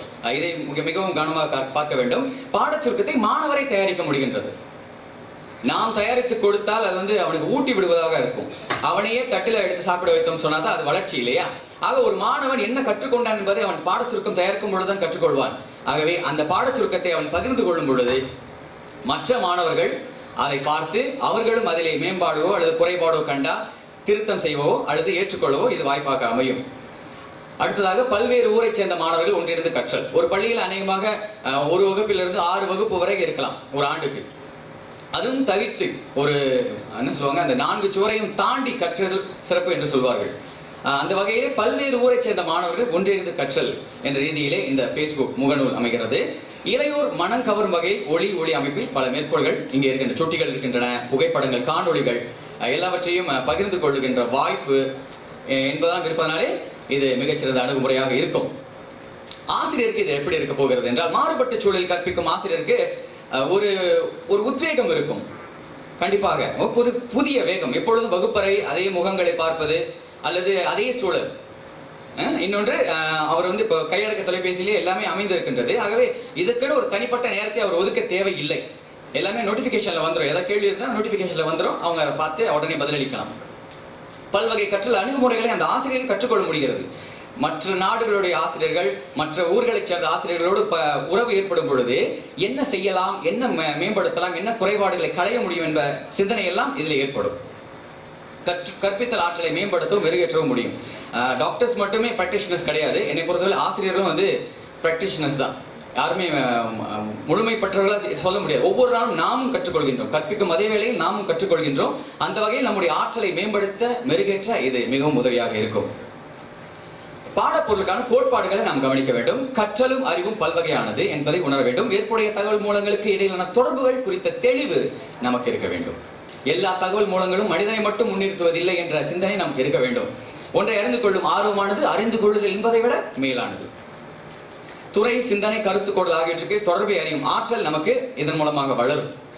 பெறப்படும் தகவல் சரியானது, புதியதானது என்பதை உறுதிப்படுத்திக் கொள்ளும் திறன். சொல்லுவாங்க இல்லையா, எச்சொல் யார் யார் வாய் கேட்பினும் அச்சொல் மெய்ப்பொல் காண்பது அறிவுன்னு சொல்லுவாங்க. இதை நம்ம உறுதிப்படுத்தலாம். வள்ளுவர் இதற்கும் சேர்த்த குரல் எழுதியிருக்காருன்னு நினைக்கிறேன். சரி, ஆசிரியருடைய கடப்பாடு என்ன? அனுமதி கிடைக்க வேண்டும். பெற்றோரிடத்தில் வந்து அனுமதி கிடைக்க வேண்டும். கிடைத்ததும் மாணவர் வளர்ச்சி கொடுத்து பெற்றோரிடத்தில் தெரிவிக்க வேண்டும். வகுப்புக்கேற்ப தனி கணக்கு வைத்திருக்க வேண்டும். இதெல்லாம் வழிமுறைகள். இது முகநூல் பற்றி நிறைய பார்த்து விட்டோம். எப்படி செய்யலாம் என்பதற்கான வழிமுறைகள் இது. வகுப்புக்கேற்ப தனி கணக்கு வைத்திருக்க வேண்டும். எல்லா வகுப்பையும் ஒரே ஆள் வைத்துக் கொண்டா மீண்டும் அதே போலதான் இவ்வளவு பெரிய கூட்டத்தையும் ஒரு ஆசிரியர் கண்காணிக்கிறது போல வந்துவிடும். இல்லாமல் தனித்தனி வகுப்புகளாக பார்த்துக் கொள்ளலாம். அப்பொழுதுதான் மாணவருக்கு ஏற்ப பாடத்தை மீண்டும் அவர் வந்து மெருகேற்ற முடியும். எப்போதும் பொறுப்புணர்வுடன் பதிவு செய்தல் வேண்டும். பள்ளியை பற்றி தூட்டுதல் கூடாது. ஆசிரியருக்கு ஏதாவது கடுப்பு இருந்ததுன்னா அதை இதில் சொல்லிட்டு இருக்கக்கூடாது. பாடம்னா பாடம்னு இருக்கணும். ஆசிரியர் தனிப்பட்ட வாழ்க்கைக்கும் தொழிலுக்கும் வேறுபாட்டை உணர்ந்திருக்க வேண்டும். என்னதான் நட்பாக இருந்தாலும் ரொம்ப கூடுதலாக நட்பு உறவாடி விடக்கூடாது மாணவரோடு. அது வந்து கற்பிக்கும் பாடத்தை பாதிக்கும். எந்த மாதிரியான படங்களை பகிரலாம் என்பதையும் தாமும் அறிந்திருக்க வேண்டும். மாணவருக்கும் அதை அறியப்படுத்தியிருக்க வேண்டும். நெட்டிக்னு சொல்லுவாங்க. இது எட்டிக் மாதிரி, அது நெட்டிக். நெட் பயன்படுத்துவதோடைய எட்டிக். மாணவரை முகநூல் கற்றல் கற்பித்தலுக்கு உட்படுத்தும் முன் பெற்றோர் அனுமதி பெற்றிருக்க வேண்டும். மாணவர்களை நண்பர்களாக இணைத்துக் கொள்ள வேண்டாம். அளவான இடைவெளி தேவை. அவங்களை நண்பராக இணைத்துக் கொள்ளவே கூடாது. நம்ம நினைக்கலாம் நட்பாக இருந்தால் தான் நிறைய சொல்லிக் கொடுக்கலான்னு, கிடையவே கிடையாது. அது நண்பராக இணைத்துக் கொண்டால் அது உறவே மாறிவிடும். அது சரியான நம்ம சொல்லிக் கொடுக்குற பாடத்துடைய கருத்து ஆழம் அது போய் சேராது அவங்களுக்கு. அது விளையாட்டு போக்காக எடுத்துக்கொள்வாங்க. சரிங்களா? எவ்வகை செய்திகளை பகிரலாம்? அந்த எத்திக்ஸ் சொன்னாலே அது பற்றி. கூடுமானவரை ஒரு நாளைக்கு இருமுறையினும் முகநூல் இணைப்பில் இருக்க வேண்டும் ஆசிரியர். அதை ஏற்படுத்தி விட்டுட்டோமே, அது தானா வளரும்னு நினைக்க முடியாது. யாரும் தண்ணி ஊற்றுவாங்க அப்படின்னு நினைக்கக்கூடாது. நாம தான் செய்யணும். அது பொறுப்புணர்வோடு ஒரு நாளைக்கு இருமுறையினும் முகநூல் இணைப்பில் இருக்க வேண்டும். எல்லா கணக்குகளையும் சரிபார்க்கணும். இந்த வகுப்பு கணக்கு எப்படி இருக்கிறது, அடுத்த வகுப்பு கணக்கு எப்படி இருக்கிறது என்பதெல்லாம் நாம் சரிபார்க்க வேண்டும் ஆசிரியராக. சரி, முகநூல் பயன்பாட்டில் வந்து இதெல்லாம் முக்கியமான செயலிகள். தேடுதளம், மேற்கோள், பல்வகை உள்ளடக்கம், தொடுப்பு, பொதுமன்றம், மீத்தொடுப்பு, படைப்பாக்கம், மின்னஞ்சல், இலக்கு முறை பரிசுகள். இதெல்லாம் நம்ம கொடுக்கலாம் மாணவர்களுக்கு. எப்போதுமே பரிசு கொடுப்பது என்பது மாணவரை வந்து தூண்டும் இல்லைங்களா? ஆக இந்த மாதிரியான டிஜிட்டல் கிஃப்ட் எல்லாம் கொடுக்கலாம். சரி, வகுப்பில் படித்த பாடத்தின் சுருக்கத்தினை நாம் வந்து ஆசிரியராக இருந்து குடும்பத்தில் பகிரலாம். முகநூல் வால்ல எழுதலாம். எழும் வினாக்களுக்கு மாணவர்கள் வந்து பதில் மொழி தர முடியும். சரிங்களா? இதெல்லாம் வந்து ஏற்குறைய தமிழில் சொல்லாக்கம் செய்கிறோம். அதை எப்படி மாற்றி செய்வது, அதற்கான கருத்தாடல்கள் இதெல்லாம் இருக்குது. சரிங்களா? நகலாக்கி, படியாக்கி அவங்கள மாற்றி மாற்றி சொல்லலாம். அப்போ எது சரியானதாக இருக்கும் என்பதை மாணவரே தாமாக உணர்ந்து கொள்ளும் அந்த வாய்ப்பினை நாம் அங்கே வழங்குகின்றோம். இது தமிழ் சொல்லாக்கம். இதெல்லாம் கூட நம்ம பயன்படுத்த முடியும் மாணவர்களுக்கு. பெரும்பாலும் சிக்கல் இருக்கும். இது எப்படி சொல்றது தமிழ்? ஏன்னா இப்போதெல்லாம் ஆங்கிலம் அதிகமாக புழங்குகிறது. இது தமிழில் எப்படி கொண்டு வர வேண்டும்னா நாம் தான் செய்ய வேண்டும். நாம் தான் அதற்கு அதிகாரம் வாய்ந்த ஆட்கள். யாரோ ஒருவர் வெளியே இருக்கிறவங்க கிடையாது. ஆசிரியர்கள் தான் அதிகாரம் வாய்ந்த ஆட்கள். ஆசிரியர் தான் சொல்லணும். தமிழ் இப்படித்தான் இருக்கும்னு ஆசிரியர் தான் சொல்லணும். ஆசிரியர் தான் சொல்ல முடியும். அதற்கான வாய்ப்பு இது. நற்றமிழை பயன்படுத்துவோம், நம் தமிழை வளப்படுத்துவோம். ஆசிரியர்கள் வந்து வெறும் பாடம் மட்டும் தராமல் இடுபணியும் தரலாம். வெறுமனே வந்து தாள் எழுதி தராமல் இந்த மாதிரி இடுபணியும் ஆன்லைன்ல இடுபணியும் தரலாம். அது தொடர்பான கலந்துரையாடலும் செய்ய முடியும். இதற்கான புள்ளிகள் கூட வழங்க முடியும். கருத்து சேகரிப்பு செய்யலாம். வாக்கெடுப்பு கூட செய்ய முடியும். ஒரு கருத்து தொடர்பாக கொடுத்து விட்டு சரி பிழை அல்லது ஆம் இல்லை அப்படின்னு சொல்றாங்க. எத்தனை பேர் ஆம் சொல்றாங்க, எத்தனை பேர் இல்லைன்னு சொல்றாங்க. அதன் பிறகு அந்த வாக்கெடுப்பு தொடர்பாக ஒரு கருத்தாடலையும் நாம் இங்கே முகநூலிலே செய்ய முடியும். இது இணைய கலந்துரையாடல். ஒரு கருத்தை ஆசிரியர் கொடுத்து விட்டு கலந்துரையாடல் மூலமாக கற்றல் என்று சொல்லலாம். இணைய கருத்தூற்றுக்களம். இவருடைய கருத்துக்கள் மாணவர்கள் கூட சில நேரங்கள் அவங்களுடைய கருத்துக்களை போட்டு ஆசிரியர்கிட்ட கேட்கலாம். அல்லது அவர்கள் மாணவர்களுக்குள்ளே இருக்கின்ற குடும்பத்திலே கூட இதை பகிர்ந்து கொள்ள முடியும்.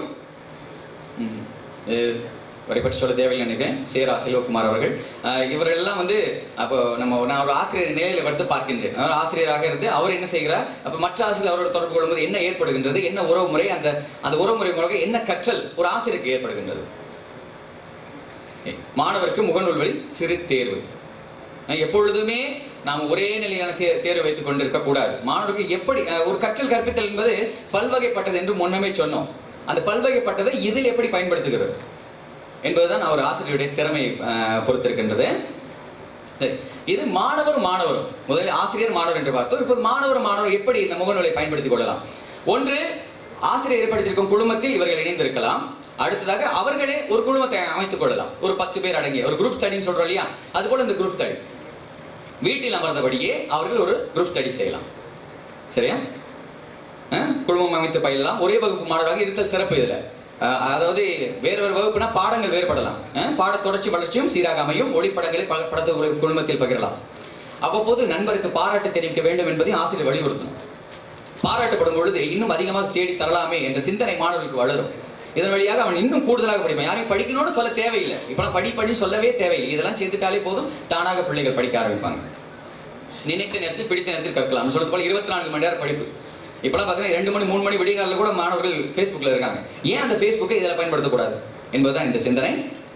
அடுத்து ஆசிரியர் உலகளாவிய நிலையில நம்ம ஆண்டுதோறும் வந்து மாநாடு ஒரு முறை தான் நடத்த முடியும் இல்லையா?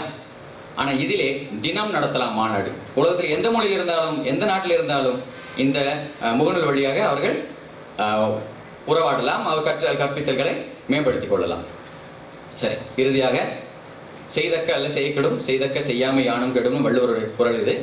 இதை நான் எப்படி பார்க்கின்றேன், முகநூலில் செய்தக்க அல்ல செய்யக்கெடும், அதே முகநூலில் செய்தக்க செய்யாமையானு கெடும் என்று சொல்லி உங்களிடமிருந்து விடைபெறுகிறேன். நன்றி, வணக்கம். நன்றி, வணக்கம். கல்வித்துறையை பொறுத்தவரை கற்றல் கற்பித்தலுக்கு உண்டான வழிகளை பற்றி பல கட்டுரைகள் இங்கு படைக்கப்பட்டன. இருப்பினும் சில பொதுவான குறிப்புகளை நான் இங்கு சொல்ல விரும்புகின்றேன். இங்கு பெரும்பாலும் ஆசிரியர்கள் மாணவர்கள் அமர்ந்திருக்கிறார்கள். கட்டுரைகளை படைப்பதற்கு முன்னால் நம்முடைய கட்டுரையில் முதலாவது எழுத்து பிழைகள் இருப்பதை தவிர்க்க வேண்டும். இது நம்மளே ஒரு தவறான வழிகாட்டுதலுக்கு தூண்டுவதாக அமைந்துவிடும். ஒன்று. இரண்டாவதாக, கருத்துக்கள் நாம் கூறுவதற்கு முன்னால் அதற்குண்டான தரவுகளை சரியாக பெற்றிருக்க வேண்டும். சில சமயங்களில் தவறான தவறுகளை அங்கு தந்தால் மற்றவர்களுக்கு தவறாகத்தான் போய் சேரும். இது தனிப்பட்ட முறையில் யாரையும் நான் குறிப்பிட விரும்பவில்லை. சில கட்டுரைகளில் இருந்தது. அது தனிப்பட்ட முறையில் அவர்களுக்கு நான் தெரிவித்துக் கொள்கிறேன். ஆக, ஒரு கட்டுரை நாம் படைக்கும் போது அல்லது நமது கருத்துக்களை இங்கு தெரிவிக்கும் போது சபையில் இந்த கருத்துக்கள் மற்றவர்களுக்கு போய் சேரும் போது அது தவறாக எந்த காரணம் கொண்டும் சென்றுவிடக்கூடாது. இருப்பினும் இங்கு என்ன நடந்தது என்ன என்றால், எந்த வகையில் தங்களுடைய கற்றல் கற்பித்தலை மாணவர்களும் ஆசிரியர்களும் எடுத்துக்கொள்கிறார்கள் என்று பார்க்கும் பொழுது இன்றைய தகவல் தொழில்நுட்பத்தை சரியான வழியில் பயன்படுத்த துவங்கி இருக்கிறார்கள் என்பது தெரிகிறது. இதுக்கு மேலும் வலுக்கூட்டும் வகையில் உத்தமம் அமைப்பானது வெகு விரைவில் இந்த 12 மாநாடுகளாக நடைபெற்ற அனைத்து கட்டுரைகளையும் தொகுப்பாக அது தேடுபொறி உதவியுடன் தேடும் வகையில் வெகு விரைவில் வெளியிடப் போகிறார்கள். அது மட்டுமின்றி உத்தமம் அமைப்பில் சேர்பவர்களுக்கு என்னென்ன இந்த தகவல் தொழில்நுட்பத்தில் ஆராய்ச்சிகள் நடந்து கொண்டிருக்கின்றன, அவற்றிலிருந்து பெறப்படும் தகவல்கள் என்ன, தரவுகள் என்ன என்பதையெல்லாம் தேடி எடுத்துக்கொள்ளும் வகையில் அந்த இணைய பக்கம் அமைய உள்ளது. கூடிய விரைவில் 1 அல்லது 2 மாதங்களுக்குள் முழுமையாக வெளிவந்துவிடும். ஆக, ஒரு கட்டுரை நீங்கள் படைப்பதற்கு முன்னால் அது பற்றிய கட்டுரையை மற்றவர்கள் படைத்திருக்கிறார்களா, அதில் அவர்கள் என்ன கருத்துக்கள் தெரிவித்திருக்கிறார்கள், அதை தாண்டி நாம் என்ன படைக்கப் போகிறோம், நாம் என்ன செய்ய போகிறோம் என்பதையெல்லாம் தெரிந்துவிடும். இப்ப என்ன நடந்துட்டு இருக்குன்னா, சில பிரச்சனைகள் ஏற்கனவே தமிழர்கள் மிகவும் அறிவாளிகள். ஆனா அதுதான் பிரச்சனையே. என்னன்னா, ஒரு காலத்துல இதெல்லாம் இப்ப தாண்டி வந்துட்டோம், இருந்தாலும் உங்களுக்கு தெரியட்டும்னு சொல்றேன். தமிழ் எழுத்துக்களை ஒரு குறியீட்டு முறையில படைச்சு அதை சரிப்படுத்துறதுக்கு மிகவும் பெரிய பிரச்சனை ஆயிடுச்சு. இது மாதிரிதான் வார்த்தை சொல்லாக்கம். ஒவ்வொருத்தரும் அவங்களுக்கு தோணுன மாதிரி அதுதான் சரி அப்படின்னு சொல்லிட்டு வர்றாங்க. இப்போ நாங்கள் அதையெல்லாம் மாற்றி இந்த தரவுகளை எல்லாம் ஒருங்குபடுத்தி இந்த வார்த்தைக்கு இதுதான் பொருள், இதுதான் பயன்படுத்த வேண்டும். கால ஓட்டத்தில் சில வார்த்தைகள் தானாக நிலை பெற்றுவிடும். உதாரணமாக கம்ப்யூட்டர் என்பதற்கு கணிப்பொறி, விசைப்பொறி, என்னென்னவோ வார்த்தைகள் பயன்படுத்தினார்கள். ஆனால் இன்று கணினி என்பது நிலை பெற்று விட்டது. இதுபோன்று இணையம் என்பது நிலை பெற்று விட்டது. வலைப்பின்னல், நிறைய வார்த்தைகள் பயன்படுத்தினார்கள். அதெல்லாம் போயிடுச்சு. அந்த மாதிரி இந்த வார்த்தைகள் அனைவராலும் ஒரே மாதிரியாக பயன்படுத்தப்பட்டால் தான் அனைவருக்கும் புரியும். இப்போ சிங்கப்பூர்ல ஒரு மாதிரி, மலேசியாவில் ஒரு மாதிரி, இந்தியாவில் ஒரு மாதிரி, கனடாவில் ஒரு மாதிரி, அமெரிக்காவில் ஒரு மாதிரி, அப்படி அவங்களுக்கு தோணுன வார்த்தைகளை போட்டுட்டு இப்போ உங்களுடைய கட்டுரையை அவர்கள் படிக்கும்போது அவர்களுக்கு புரியாது, அவர்கள் கட்டுரையை நாம் படிக்கும்போது நமக்கு புரியாது. ஸோ இந்த தரவுகளை ஆவணப்படுத்துதல் தொடங்கிவிட்டது. ஆக ஒவ்வொருத்தரும் அதை தனித்தனியாக செய்யணும்னு அவசியம் இல்லை. இன்னும் கூடிய விரைவில் எல்லாருக்கும் அது பொதுவான ஒரு ஆவணமாக அமைந்தியும் என்பதை இங்கு தெரிவித்துக் கொள்ள விரும்புகின்றேன். இது தவிர காலம் மிக தாமதமானதால் இப்பொழுது கற்றை படைத்தவர்களிடமிருந்து ஏதேனும் கேள்விகள் கேட்க விரும்பினால் ஓரிருவர் சில மணித்துளிகளில் கேட்குமாறு உங்களது கேள்விகளை இப்போது கேட்கலாம்.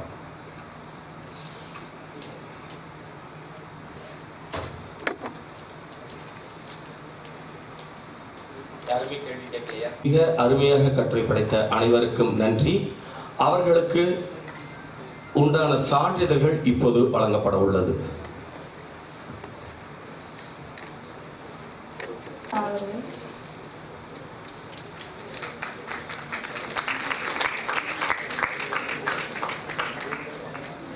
பி பரதன்,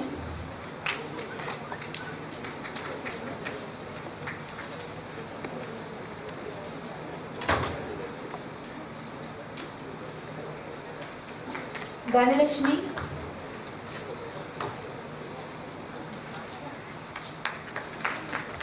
ஆர் அக்ஷயன்,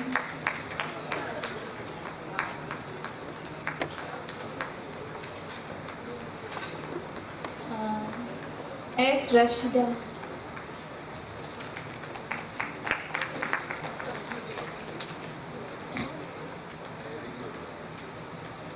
அடுத்து திரு காசி வீராசாமி அவர்கள்,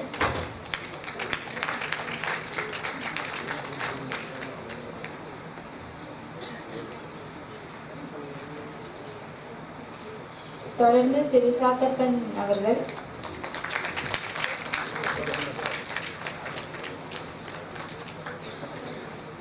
தொடர்ந்து திருமதி சிவகுமாரி அவர்கள்,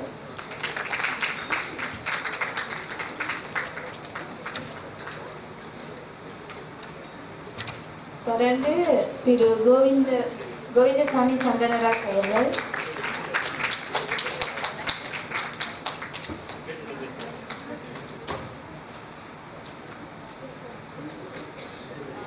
அடுத்து திருமதி தேசுமதி அவர்கள்,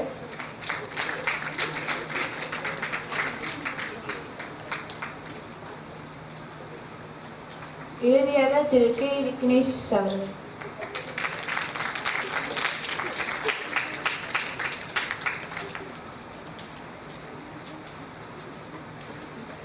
கட்டுரைகளை அமைதியாக செவிமடுத்த அவையினருக்கும் இந்த அவையை சிறப்பாக வழிநடத்திய அவைத்தலைவர் திரு சந்திரகுரு ஐயா அவர்களுக்கும் நன்றி. நன்றி, வணக்கம். மதிய உணவு காத்திருக்கிறது.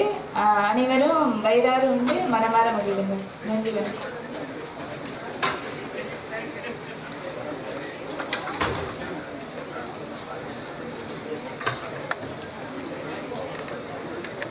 A few words about Mr. Linganathan.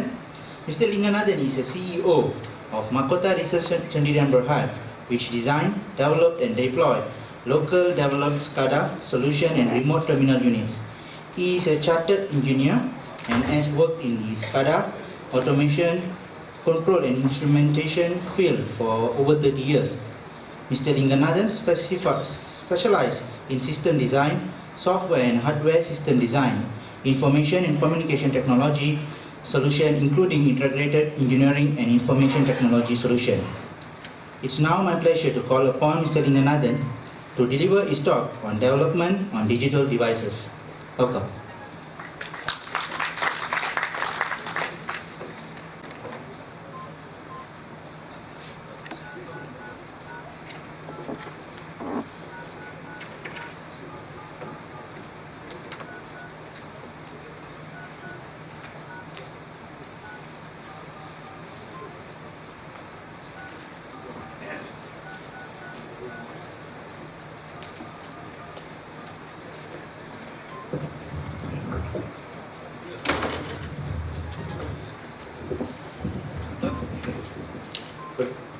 Good evening. My name is Linga. My topic today is the development of digital devices. I would like to just share with you some of our experiences. And I know most of us think about developing digital devices, personal computing systems and all. I think there is a place still in Malaysia for us to develop industrial devices. So I just want to talk about developing industrial digital devices. I think it's a huge market. We are losing a lot of local revenue. A lot of our money is going on buying and deploying these systems. These systems are being deployed. It's coming. And I think the path to entry in today's age is actually very simple for any one of us to go and start developing these products. When we talk of digital devices, we mainly focus on the mobile devices. I think quite a lot of you have got personal mobile communication devices. You have iPads, tablets, laptops. Those who are parents will know how expensive these devices are. And there are also a lot of medical devices, car computers. Today's cars come with computings for brake protection, for various things within the car like infotainment, GPS. You have heard the term Internet of Things. These are things that are coming as the Internet becomes more and more pervasive and more available with high bandwidth. We are building products. We are building refrigerators who are smart enough to go and place an order for products, and you'll only know that the refrigerator has ordered something when your banker tells you thank you very much. So technologies like that are already coming, already available. We talk about toys. Some of the toys today have got digital devices that are so powerful, very powerful, more powerful than a lot of things that we are used to the old days. Today we talk about robotics. My focus is on industrial digital devices. There are a lot of products out there. For example, take this room. This auditorium is part of University Malaya. Somewhere out there, there's a chiller room. In that chiller room, there is a controller that automates the production of ice, production of chill water, that allows this room to be cool. That's a programmable logic controller. And most of you, or some of you may have heard of these devices.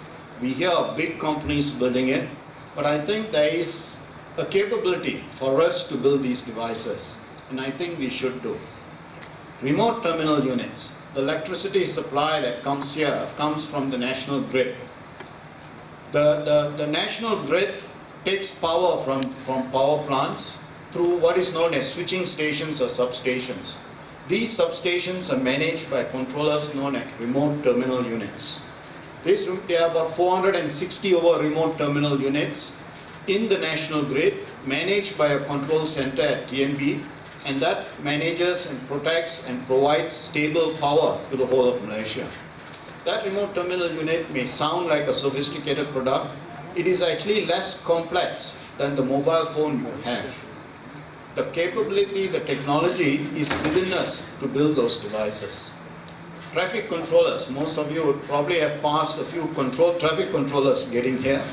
They are devices that are very simple to build. That digital direct controllers, the aircon in this room is very comfortable because there is a controller, building automation controller, that manages that. Those are products that we can build. Transport management devices. These are, if you look at a bus, if you enter a bus today, it's very sophisticated. There is a video display, that the driver has got a lot of controls, a lot of things on his dashboard. all these are products, digital devices that we can build. The products that are there are similar to the mobile communication products that you use or you are holding in your hand. Smart grid devices, you're going to see in the next few years, within the next 2 years, some of your meters in some of your homes are going to be changed to digital meters. Not only digital meters, these meters are going to do a study of how you use electricity, send that to the electricity people, and they are going to respond, and there will be an in-home display they will put in your house where you can see, and they will feed in information telling you what is your bill, how you are using your electricity, and things like that. So you will see some of these products coming in. They are large quantities that people are talking about, huge amounts of money, and those are opportunities that we should look at. This slide here shows some of the traffic products that our company built. It was built by engineers like yourself, young engineers, just fresh graduates who came out. This product was actually built by 2 engineers who freshly graduated from University Malaya Maths faculty. They came out with just doing 1 semester in C programming. They wrote the program, and this controller is still running after 10 years. And you have the capability of building that. It's built by a fully Malaysian workforce. Developing digital devices. You will see that those days when you build digital devices, you have to build everything from the design stage to the electronic circuit to the circuit board right to the end product. That made it very difficult for us to go in and build these products. You had to do the circuits, you had to do the circuit box, you had to design the power supply, the communication systems, the user interface. All of that had to be done and made it difficult for us to do that. So these products were built by big companies, and those are the companies whose names we keep talking about. But the world has changed. Today we talk about open systems. Now, open systems are standards. Every product, there are standards available, how the product should work. There are standards on how they should interface. Because of these standards, it has opened the doors for a lot of people to build products. We are just a 10-year-old company and we build world-class products. We can do that because of standards. Today there are a lot of people providing hardware, software code which comply to these standards. We can buy this as building blocks and build our products, and that's what we did. There's no longer a need to do A to Z. We don't have to hire tens of engineers and software developers to build a product. A small team can do that. The opportunity for this is big. Every one of us in this room has the capability to build a product, an industrial grade product. And I feel that we should look at that. You can do a startup. You don't have to make huge investments. The product is within our reach to build. I spoke about open standards, open source. Another advantage we have in today's world is open source. We can today have software, operating systems, software code, application code that is available on the internet that we can download and use to develop products. There are various kinds of licenses. It is not always free, but it gives us a good way of developing, collaborating, and working on developing products. We can use individuals. The guy sitting next to you has got the same access. You can use his skills, he can use your skills, a shared knowledge of the collaboration, open community, and you can build some of the most sophisticated products and you can compete with some of these big companies. If you go to open source, you have software, you have hardware, and you have packaging. There is even open source packaging available, where you can design your product to meet standard packages that are already available in the market. You don't have to design your own molds, you don't have to incur huge costs to develop these products. Reference designs. If you go to any website of any of the electronic manufacturing companies, they give you free reference designs for any product that you want to build. Digital video recorders, your mobile phones, DVD players, all those references are available. We can use those designs, we can use those knowledge to build systems, and a lot of companies in China are doing that. I believe we can do that also. It has made all of these things, has made it simpler for us to develop products. Low-cost hardware, software is available.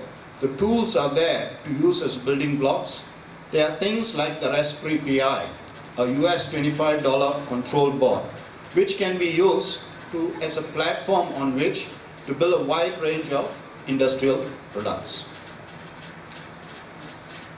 What we need is the entrepreneurship skill, the passion. It takes a lot of passion to build products. Most of us have the passion to use our mobile devices, but we use it to chat, we use it for non-productive means.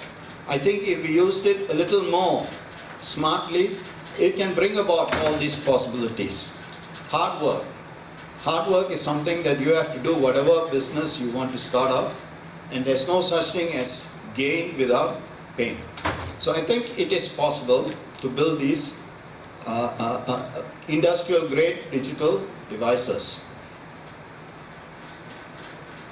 Some of the opportunities, let's look at just the last 8 months. It's August now. Look at the last 8 months, some of the projects that were floated by the Malaysian government. Advanced metering infrastructure, there was a tender to do a pilot project. If this project is successful, within the next few years, they are going to roll out about 200,000 meters. These meters will be installed in homes. They are smart meters. And together with that, they will also install displays. DNB can then channel or send information through these displays to your home to let you know on any offers or any issues with the power. They will tell you if there's going to be a power interruption in your area. They will read your meter and they will know how you use your power. These are features that are going to be built and sent to you, and it involves a lot of different digital devices. The in-home display is just a simple display, will be a product that they will be listing. So imagine 200,000 units are going to be bought just to be installed in your home. The smart meters, that's another digital device. The Zigbee devices, they are going to have wireless units so they can control your power, maybe your power to your washing machine. It's part of a smart grid, the smart grid infrastructure. So these things are coming. Of course, they can switch off power if you don't pay your electricity bill, they can also switch off the power. All this capability is built into these meters, and they are no different from the mobile phone that we are using. Remote terminal units. In the next few years, there will be at least 10,000 devices installed by the power industry, the water industry, and many other industries. That alone will be worth about 100 million. Mobile medical. There's a lot of mobile medical devices coming into the market for measuring your pressure. There are already products available. Transport. Yeah, you will see in the next slide, I'll explain more about transport. There are projects coming in transport where the number of industrial devices is huge. The applications for mobile devices, everybody is talking about the killer application, the new millionaire who will come about because of killer applications. So there is a huge opportunity for such devices. I'm talking about standalone boxes, small embedded controllers. But there are also big opportunities for putting these boxes and making up systems. Systems such as the rail industry. Currently, the Malaysian government is executing over $200 million of rail projects which involve just industrial grade digital devices. All of these are being procured and brought in from outside the country. And that is something that we can address. We just take the guts to build these devices. My company has built the products all through a Malaysian workforce, a fully Malaysian workforce. And if they can do it, I believe A lot of you in this room can also do it.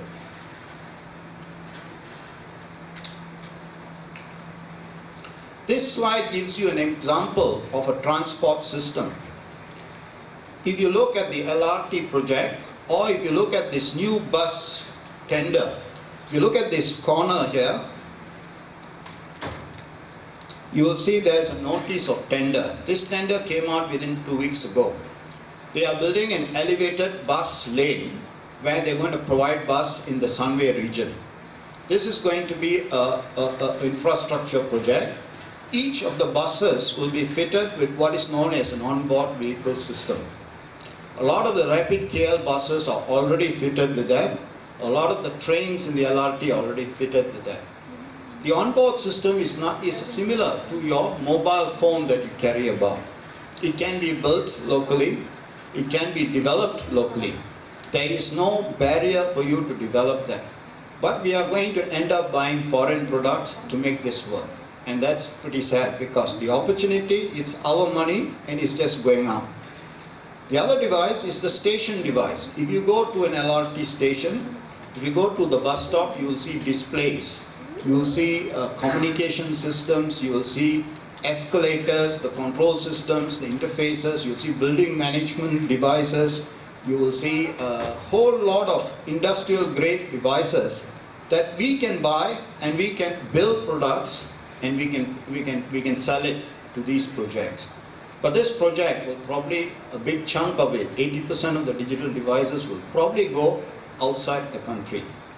We can stop that by developing these products.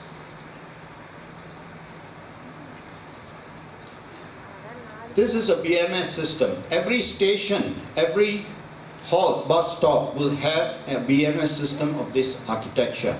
You can see the number of digital devices that are being bought to put it up. If you look at the cost of the digital infrastructure to the cost of the project, it's only 10% of the total cost of the project. The LRT will cost about 800 million. The digital device infrastructure will be less than 10% of that. But that money is the core, because if the digital device fails, that's why you see delays. If you go to the commuter, the new commuter, you see delays in trains and all. It's because of our inability to manage the digital devices. We need to change that. We need to change our mindset, develop local products, local capability, and you are the generation that has to make that change. We cannot afford to buy new trains every 20 years. We have to keep these trains running, buy new trains and put them in different regions so that everybody else can enjoy those facilities. That is what we need to do. When you talk of a digital device, look at your mobile phone. It's a very powerful computer. And if you look at any of those boxes I spoke about just now, they are all equivalent to that computer. In fact, the handheld computer you have is more powerful than those devices. Surrounding this digital device is a whole lot of hardware, firmware that makes this little computer communicate with the application or with the environment. These are things that if you look at those things, if you look at the wireless LAN, if you look at Ethernet, you look at the USB, you look at the GPRS, we had to develop that as hardware components to make the digital device. Today, if you look at your mobile phone, if you look at the Raspberry Pi, some of these are already built into the device. You don't have to reinvent it. You can actually build your product. All you need to do is build the applications. For example, the Modbus is a protocol used in the building industry. You just have to write the application to convert your Raspberry Pi into a building controller. Or you write an application to convert it into a traffic controller. If you are building a power device, a digital device for the power industry, you will have algorithms, power algorithms that you have to develop. So these are all within capability. You don't need sophisticated tools. You don't need high-level skills. You just need the resolve, passion to do it. You can build a whole range of standalone products that I spoke about. A lot of the tenders I spoke to you, a lot of those products fall into standalone electronic devices. You can fit these devices into the power industry, power protection systems, the substations I told you about. All these are products that is within our capability to build, design and develop. The water industry, there is a lot of digital devices similar to what you have that you can take and put it into those industries. The building industry, I spoke about some of those devices earlier. And of course, in the transport industry. You can see today there are displays in the transport. And if you go on the Federal Highway, you can see those ITs displays that tells you whether the jam up ahead and things like that. They are all digital devices that is within the capability to build. You can actually replace the entire controller with your Raspberry Pi or with your mobile unit. So it is within our capability to build those. All of the products come back to a generic digital device. Just as a small controller, something like the Raspberry Pi or something similar to the mobile phone. What makes them different is the application. And we are good at developing different applications. The Raspberry Pi is a low-cost computer board. It was developed as by a non-profit organization for education purposes. It uses the ARM processor and it's a very powerful processor. If you go and open up some of the train controllers, you will find processors that are not even as good as these. They are actually the older technology and these processors are really fast, really powerful. So you are sitting on a low-cost device that can replace probably a device that costs $3,000 in terms of control costs. So you actually can make these products and actually enter the market and beat the big players. They cannot afford to build these products and compete at your level because they have high overheads. The Raspberry Pi has got a lot of documentation. There is a forum for collaboration to get ideas, you ask questions, you get responses.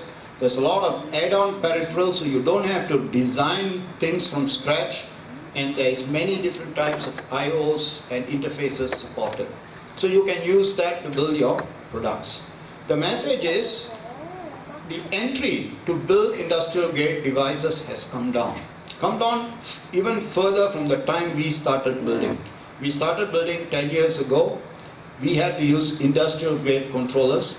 Today I would use a Raspberry Pi. Because it is industry grade, a lot of the other things you will have to do the research and fit in. It makes it easier for us. It gives us a cost-effective way of entering the market. Everything is available. It's just our resolve and resolution to do it. It's a good place to start to develop your industrial grade digital devices. What product to build? What do you want to build? There's nothing, don't be afraid to reinvent the wheel. If you think you can build a traffic controller that is 1/4 the price, go ahead and do it. The market will take it.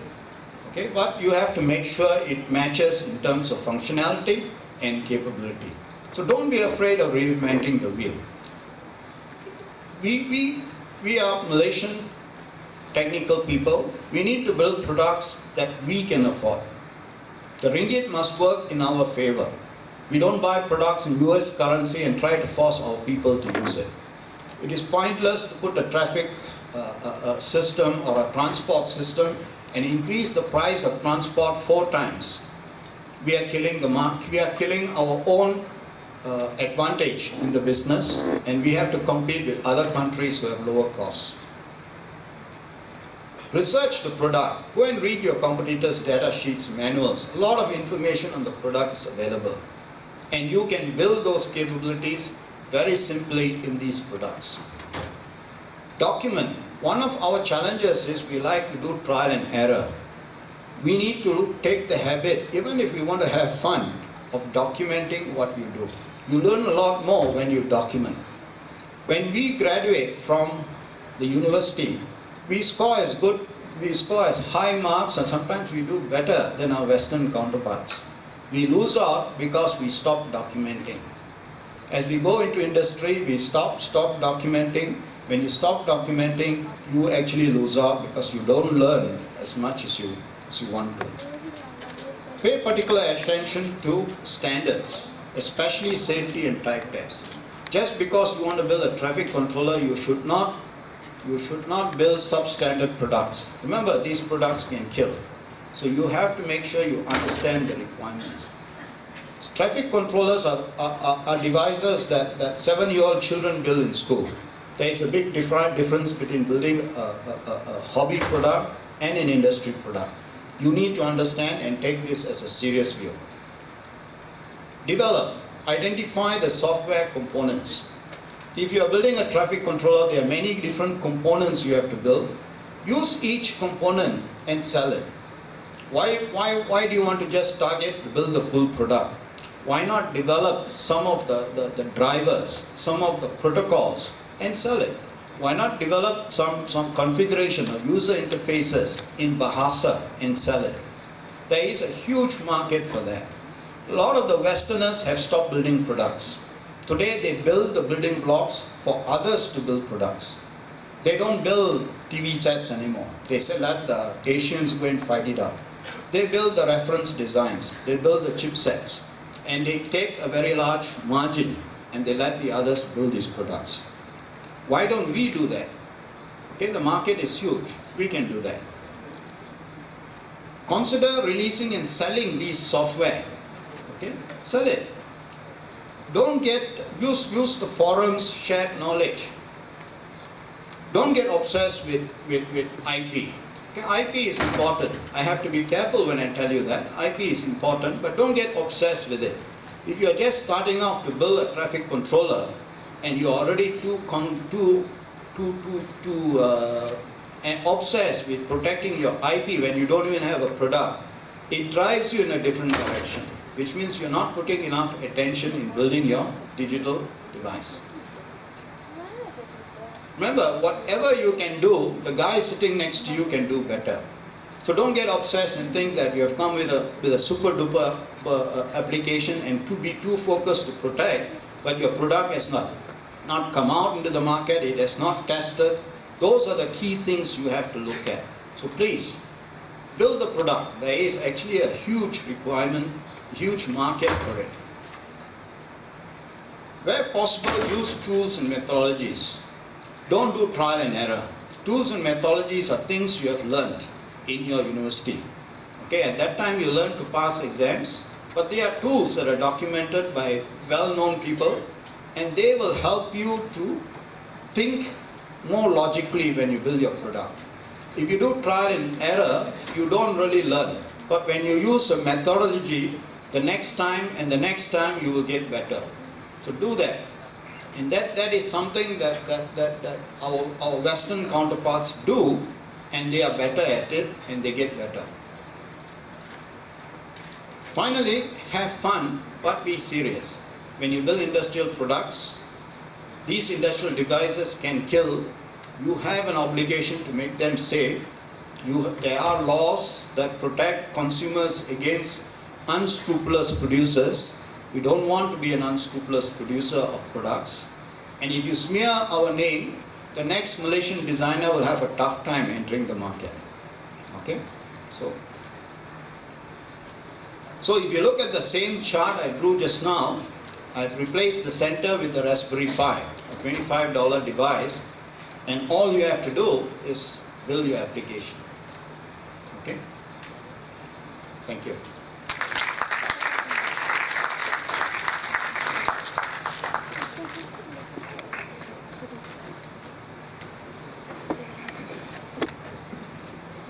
Thank you, Mr. Linganathan, for his remarkable presentation and knowledge sharing with us. For our next speaker, I would like to call upon Mr. Indrajit, a solution architect from Basis Bay. Welcome, Mr. Indrajit.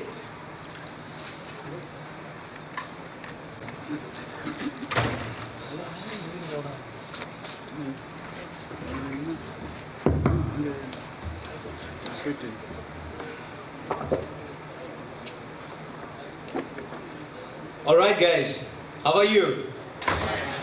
Great. How was the food? Great. Well, food was not that great, is it? Sorry, I can't hear you. Okay, great. So, lectures after the lunch, right? Now there are two important tasks I got to do. One is to convey the message, and second is to keep you guys awake. Now let's see how I go ahead about it. So guys, today's topic, as you know, as it's on the screen here, it's called Think Big. Alright? Now, what I'm coming here from Think Big perspective is just explore your imagination, right? What I want to tell you here is, okay, before I proceed, let me ask you a question. How many of you guys know big data? Big data. Any one of you have heard big data? Yes? Can I see some hands? Don't worry, it's not a quiz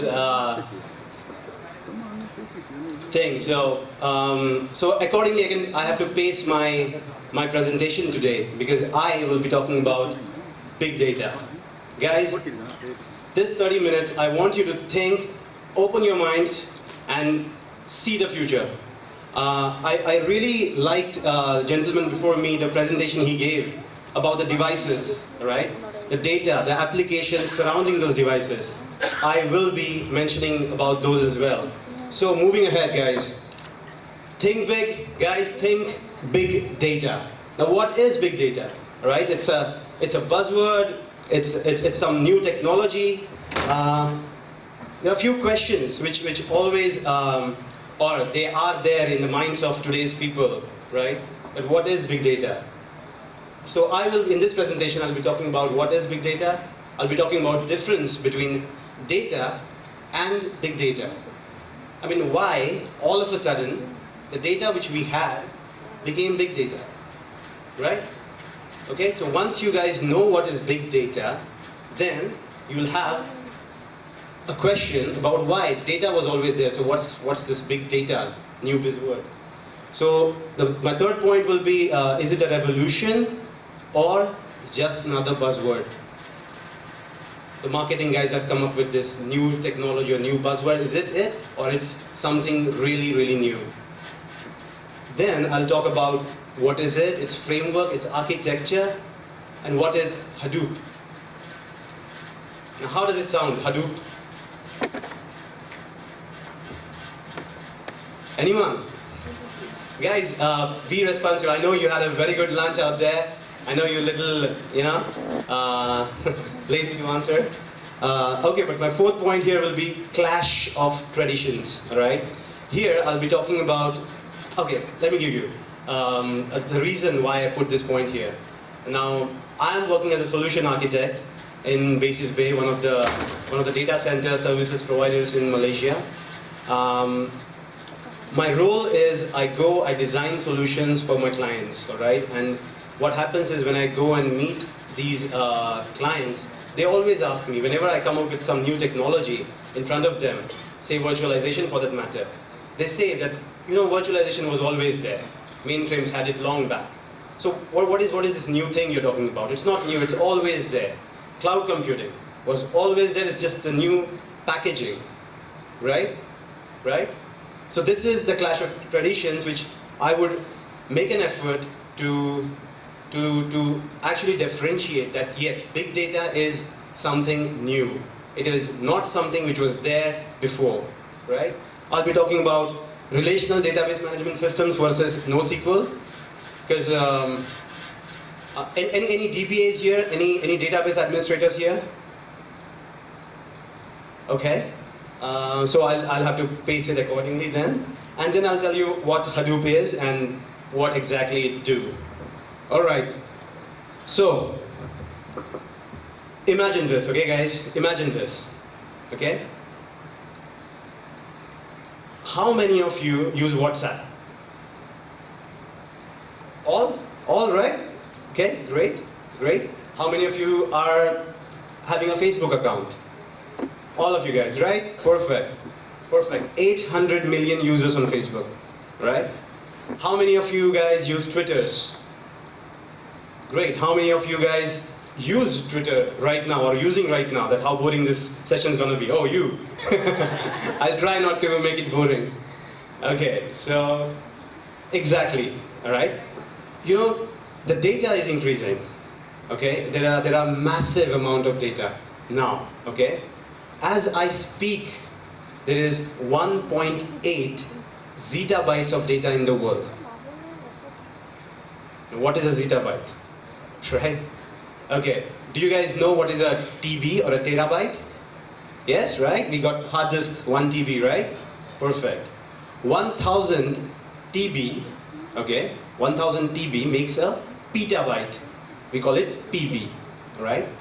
1000 PB makes an exabyte, right? 1000 exabyte makes a zettabyte. And that's massive, right? 1 zettabyte is 1 billion terabytes. Just a little bit of math before we proceed. So now you know, this data is growing like a mountain now, okay? You take Facebook data, you take data from WhatsApp, you take YouTube videos. Around 640 hours of videos are uploaded every minute, right? Now you could see it. This is an extract which I got it from internet. What is happening? Okay, every minute online. Okay, we all know we cannot go away from this fact that data is increasing massively. Okay, as the gentleman said, the machine. Okay, I'll give you this example. Okay, what used to happen? Take a step back in history. Okay, there were companies. Companies gathered data or collected data. The data they collected was only from the employees who keyed in that data, who feeded that data in.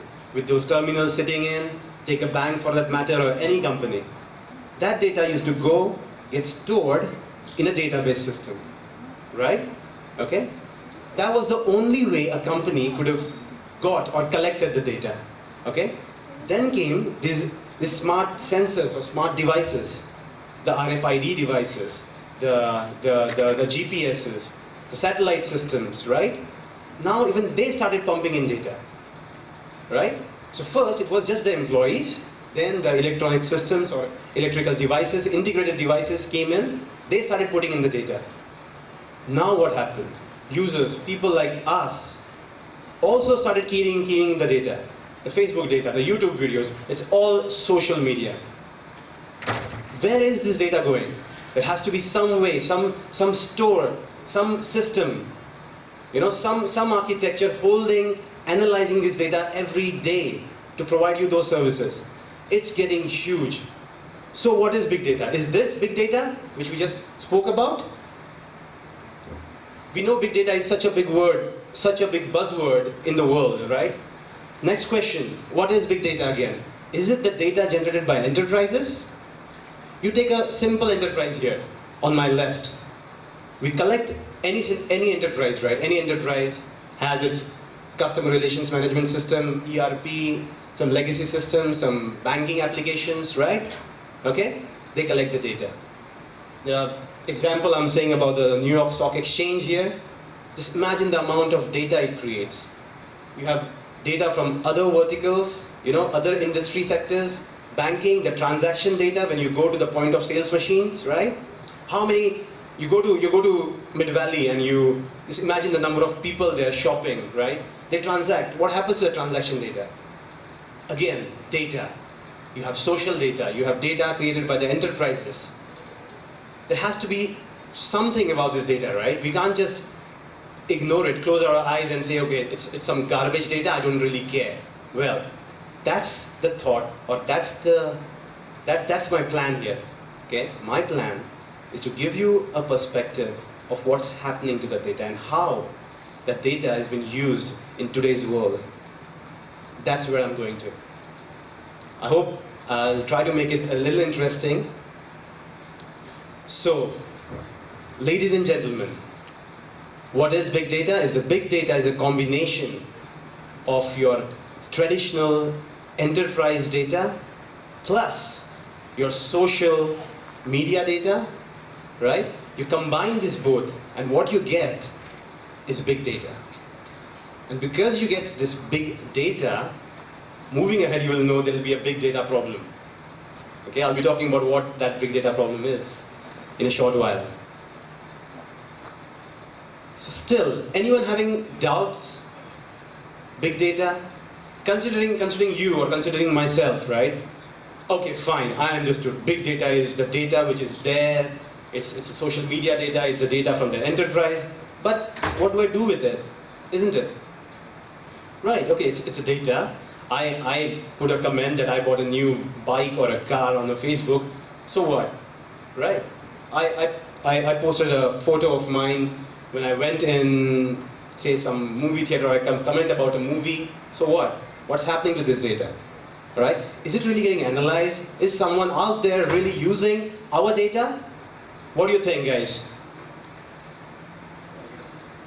Yes, right? Exactly.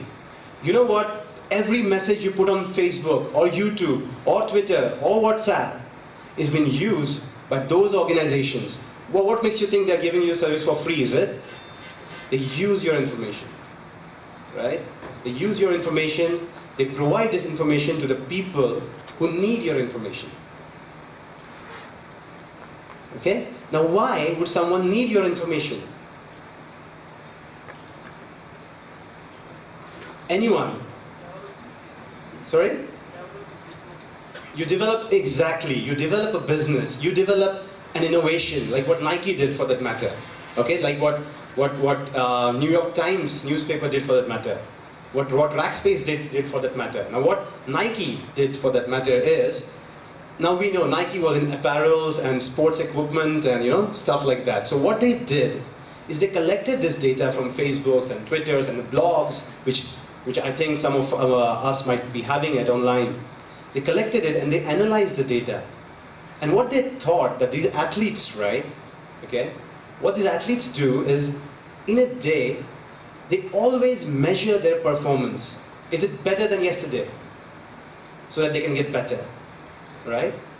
They could able to derive this data, derive this information from this unstructured data, widely available, and they could make a business decision. They came up with a very good device, which you just wear it in your hand, like a watch you're wearing, and it gives you, and you program it. You get a software, you put it in the PC, you program it that, okay, today I'm going to run this, whatever. I'm going to lift some weights and whatever stuff, and it gives you real-time analysis. Okay, this is how you did today, with a proper report on your, computer. So this is what big data is actually used by the company to come up with new innovative ideas. Okay, all right. This is what is happening. So, okay, in simplest forms. So, but still, still I know, I'm sure you guys are having a lot of doubts. But still, how much profit, or what kind of profit they can generate with all this data which is available outside, and what kind of systems they must be having. Anyone, guys, anyone here interested in knowing the Facebook architecture? How it must be managing this massive data? Big data, right? Big data has three important characteristics. Okay? First is the volume, right? Volume, the amount of data which is coming in. Okay? Second V, they call it 3 V's of big data. Second V is variety. Data is coming from different sources. It's from Facebook-like equipments. The variety is like not only text data, but it can be PDF data, it can be video data, it can be speech data. There is this new article I was reading, and what they did is they're developing a system wherein they are able to analyze or derive data from human speech, and then analyze this data, come up with something totally different, or use it with another data warehousing solution to come up to add some business intelligence applications there, and to come up with something really amazing, something which we cannot even think. Think, guys, think big data. It's there, it's real. So in simplest terms, okay, to answer your question, right? Facebook architecture, Facebook architecture, the entire Facebook architecture is running on Hadoop, which I will be telling you about. Just imagine, Yahoo, the website, the search engine, is running on 4,500 cluster computers, all right? A series of clustered computers to provide you the services they are providing you. Facebook captures around, I have those details in there, around 1.2 PB of data, petabytes of data. I just gave you a math some time back. They are analyzing this. So to Hadoop, I'll be talking very shortly. So to answer your, so to understand big data in simplest of forms is any data that is too large, complex, dynamic for any conventional data tool. It could be a machine, it could be a system, it could be a server. Any single data tool to capture, store, manage, and analyze is just too big for one computer to handle it, to manage it. Right? But still, I could see that you guys are having some doubts about it. Are you able to understand what is big data, what is happening out there? Okay? Is anyone with me? Right? Perfect? So now if you go out in the market, what I want is in these 30 minutes, right? I want when you guys go out, you guys should see, not see people and objects, you guys should see the information out there. The data out there. What I see, you see people, you see information, I see objects, I see data, I see, you know? Okay, there is this one, for my young friends out there, you know the difference between data and information? You, especially. Can anyone think of it and tell me, give me this answer? What is the difference between data and information? I've been talking about data, then I switch over to information, then again switch back to data. What is it? Data and information. What's the difference? Or is there any?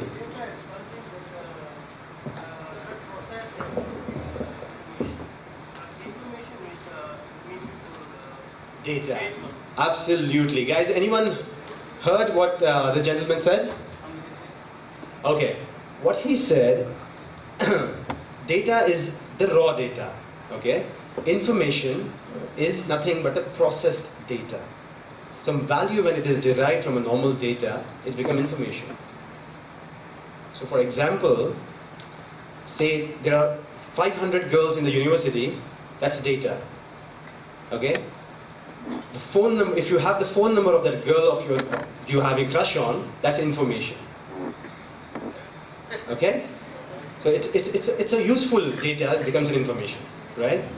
Okay. So the right use of big data allows analysts to spot trends and gives niche insights that help create and innovate much faster than conventional methods. Remember the 3 V's I just spoke about, okay? Big data is, okay, the difference between data and big data is when you take data and apply these 3 characteristics to it, velocity, volume, and variety, that data becomes a big data. And when it becomes big data, it cannot be managed by a single conventional database management system or a machine. And that becomes a, oh, velocity? Velocity is the speed at which data comes in. Like for example, Twitter messages. Imagine Twitter system, all right? Imagine a Twitter system. Around billions of users Twitter has, around 1.2 billion users Twitter has. They sending the information at 1 second of time. Just imagine the speed at which the data is coming in. Speed. Volume is the size of it. Okay, variety is the different data streams. Data can be from, as I said, PDF files, video files, audio files, anything and everything. So that's the 3 V's. Now, as this product is getting mature, there are 4 V's and 5 V's coming in, right? But these are the 3 core V's of big data, right? Okay? Shall I proceed? Yeah. Okay. So far, I hope you understood whatever I've said, and you should feel that it is so real. Okay, it's not a buzzword. Right? Buzzword is a buzzword when it doesn't really have an existence or a meaning, or enterprises cannot derive anything out of it, right? But this really adds value to your enterprise. You have a competitive advantage. You become more innovative, right? Okay, this is a little technical aspect because when I was preparing this presentation last night, I was told that there are a lot of engineers coming in. So I made it a little more technical, okay? What I'll do, I'll not go through these techniques much, all right? But I'll give you the quirks of it. Then I'll talk more on how enterprises are making this big data useful, all right? Rather than talking about the nitty-gritties of it, okay? The nuts and bolts of it. However, as I said, okay, you got to understand this, but no matter you're a technical guy, you're a non-technical guy, you're a sales guy, you're just another user logging onto the Facebook, you should know that your data is being utilized, is being processed, analyzed, and given to some companies to do something about your data. Now, what is that something is I'll be talking about more on that and less on the technical aspects. Is that okay with you all? If you want, I can continue with the technical aspects as well. What is it you guys want? Come on. You need technical aspects. Just a bit. Okay. Great. All right. Okay. So, as I said, right, my first slide said that one system, anyone knows what a database management system is? Raise hands. Anyone there? A database management system? Nothing. Anyone knows what a storage is? Yeah, storage, that side there? Storage, you know, right? Your hard disk, you put your movies in, stuff like that. Even enterprises, even companies put their, not movies, but put their data in some storage, right? Okay? Now that's data in the storage needs to be properly managed, isn't it? Because it's huge. We just saw the kind of applications, systems, people, the electronic devices keying in the data, right? So it has to be managed properly.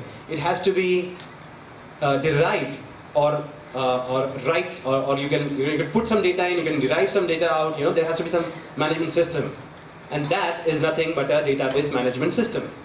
Database is a storage, and the management system to manage the data which is in the storage is a database management system, as simple as I can get. Everyone clear? Yeah. Okay, great. Alright. So, as I said, okay, one system, one machine cannot handle big data. Yahoo, 4,500 clusters, 500 computers, okay, running. Facebook running around 1,100 computers, clusters, to give you the service what you're having, okay? All right? Now, so since one system cannot manage all this big data, what do? We add more systems, right? Okay? If one ox cannot pull your weight, you add another ox, right? You don't plan to buy a bigger and a healthier ox, okay? As a cost-effective businessman, what you would do, you would add another ox, and then that will be more efficient for you, right? That's what happened in computing world. When one system cannot manage it, we add another system. If two systems cannot manage it, we add another system. The more systems we add, what are we doing, guys? We are adding complexity, okay? So, the distributed computing environment was always there, but there were some limitations to distributed computing, right? What I'm going now is I'm going towards Hadoop, the architecture, the heart, the muscles, the bones of big data. Without Hadoop, it's very difficult. I won't say impossible. It's very, very difficult to manage and to analyze and to store big data. Okay, this is more on technical aspect. As I said, that I designed this presentation with that perspective in my mind. Basically, what this slide says is that the more systems you add, the more applications or complex applications you have to write. The coding has to be different. The thought process has to be different, because the file system is different. It's not our regular FAT or regular NTFS or regular ext3 file system. Okay, it's different. It's a distributed file system. Okay, And that is where a big data problem is. What happened, guys, when this big data, when this massive amount of data started being generated or is there, okay, right now, all right? It became really difficult for systems, for companies, for enterprises to use that data, to do something about it, okay? And that became a big data problem, okay? Okay, fine, I have this huge amount of data, all right? I have this massive amount of data. How do I manage it? I'm not Facebook, I'm not Google, I'm not Oracle, IBM, Microsoft to invest in such huge amount of money, right? Okay, and that's where,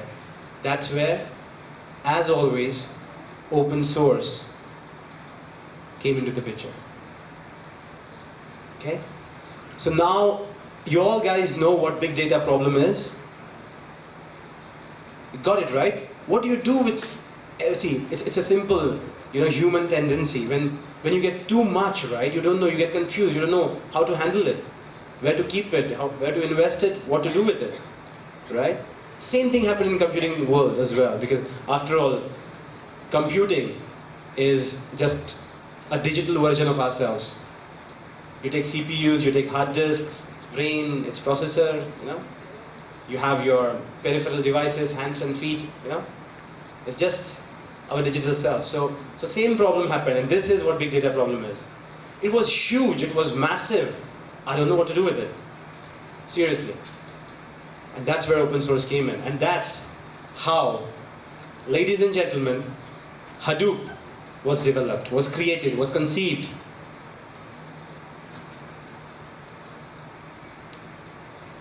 Hadoop, as I said, the architecture, the bones, the flesh, the muscle, the protein, you could say, to run or analyze or do something or do whatever you want to about big data. That's Hadoop. Okay? So when you guys go out or when I complete or finish my session, the things you guys to remember is when someone, or if you think about big data, you know what it is, right? Okay? Everyone can do that, right? Okay? Social media, enterprise data, data from the electrical devices, data from satellites, our GPS systems. Oh, okay. Anyone uses Waze here? I think most of us, right? Waze. Anyone using Waze, a GPS system? Yeah, GPS, Waze, right? Right? It's free? Well, guess what? It's not free. It's using your data. Now how? It's just your mobile device, right? Where you install this GPS system and it gives you the direction and stuff, right? Well, again, guess what? It's running on Hadoop for analyzing. What it does is simple. You're sitting in your car, you're driving, okay? You're driving on a federal highway, right? You've activated your Waze, okay? Similarly, there are other people traveling around KL having Waze, okay, as their application on their mobile device, right? What Waze does is Waze is constantly real-time collecting this data from your mobile phones. Okay, so if you're moving at a certain speed and you stop, okay, data shoots up to some Hadoop-like cluster there. It analyzes, it gives real-time updates to people saying that, okay, don't use federal highway, there's a traffic because my data, my Waze inputs which I'm receiving from this particular device is slowed down, or the speed is slow, or the speed is stopped. Big data analysis. There are many examples I can give you, I will be giving you, moving ahead, okay? So, guys, when we move out, big data, variety, velocity, volume, right? And Hadoop, okay? And you guys are on par. What is Hadoop? What is open source? Wow, since this event is revolving around open source, I'm sure we all know what open source is, right? Anyone here doesn't know open source? Anyone here knows open source? Okay, we had so many sessions on open source, I presume everyone have at least some idea about open source, about Richard Stallman. Linux is a product of open source, right? The Free Software Foundation, the FSF, the GNU, the bull, right? Okay, great. Linux is, again, as I said, is just a product. If open source would not have been there, Linux would not have been there. You know? That's why more than Linus Torvalds, who is the creator of Linux, of course, he's a great. He has done his contribution is just. I mean, I'm no one to comment on his contribution, but we should not forget about Richard Stallman. He's the one who is actually the founder of Free Software Foundation. It was his brainchild who thought of creating this free software foundation where people from different communities, countries can come in, can provide some, inputs to whatever application public are putting in. And Linus Torvalds did the same. When he was developing Linux kernel, he put it on the open source. People started using on it. People started working on it, different aspects of Linux, and there you go. You have Linux. Okay? Hadoop is based or works on Linux. Okay? So it has its roots to the open source. Just to give you a history lesson, how it all started. The developer of Hadoop is this guy, Doug Cutting. Okay? And the way it started is Doug Cutting and Mike Caffarella, they were working on an open source search engine project called as Nudge. Open source search engine project is just an open source version of Google. Alright? They were working on it. But it was not long they realized that they cannot really manage the massive information, the websites which are there on the internet. You know what? Google, it uses Hadoop, alright? Actually, Hadoop took some elements which Google provided, right? So, but now Google is also using Hadoop. Google has to have information about each and every website in the world. Only then it can give you those search results. Okay, anyone saw this new product from Google called as Ngram? Ngram. If you have notepads with you, please take a note of it. Go and search about it. It's really, really amazing. Ngram, Google, free. N as in Nancy, gram as a kilogram. It's amazing. It gives you the real-time analysis of the trends. And again, free or not free, now that depends. Okay, so they were working on Nudge, but they realized it was not scalable enough. Or to make it scalable, there was a huge investment. Now these guys were not Google.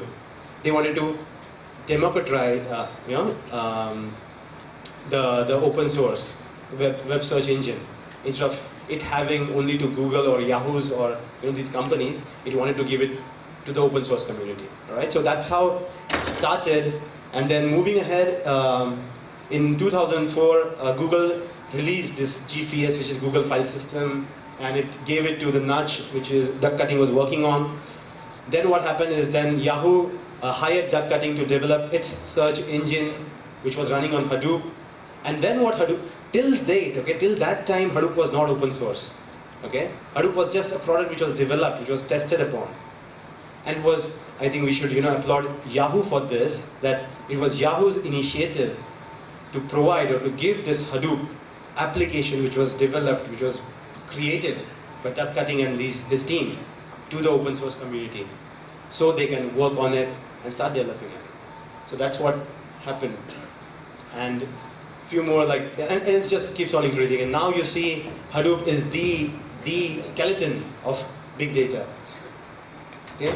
What if Hadoop, again, I made it more technical, but there are, when you talk about Hadoop, there are, as I said, big data has got 3 characteristics. Hadoop has got 2 main components in it. One is HDFS, which is nothing but Hadoop Distributed File System. And second one is MapReduce. Okay?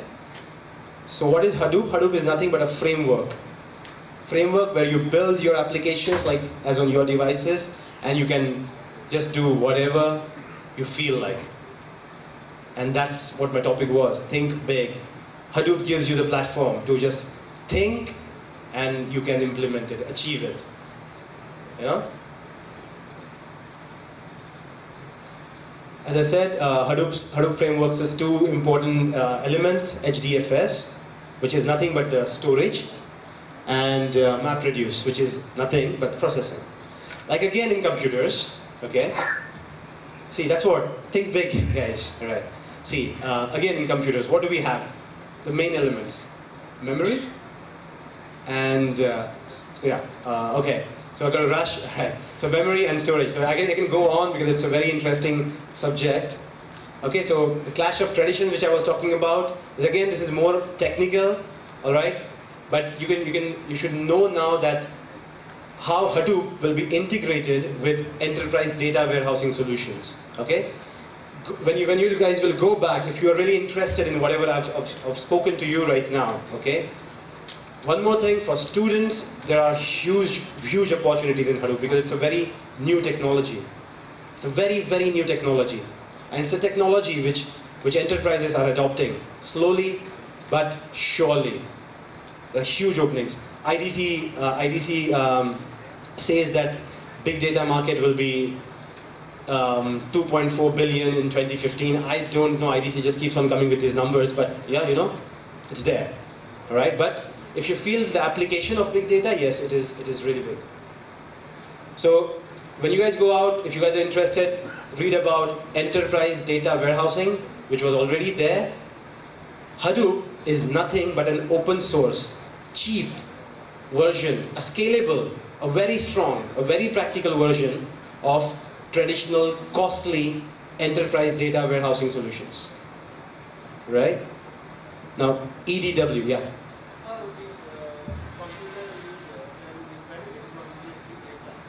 How?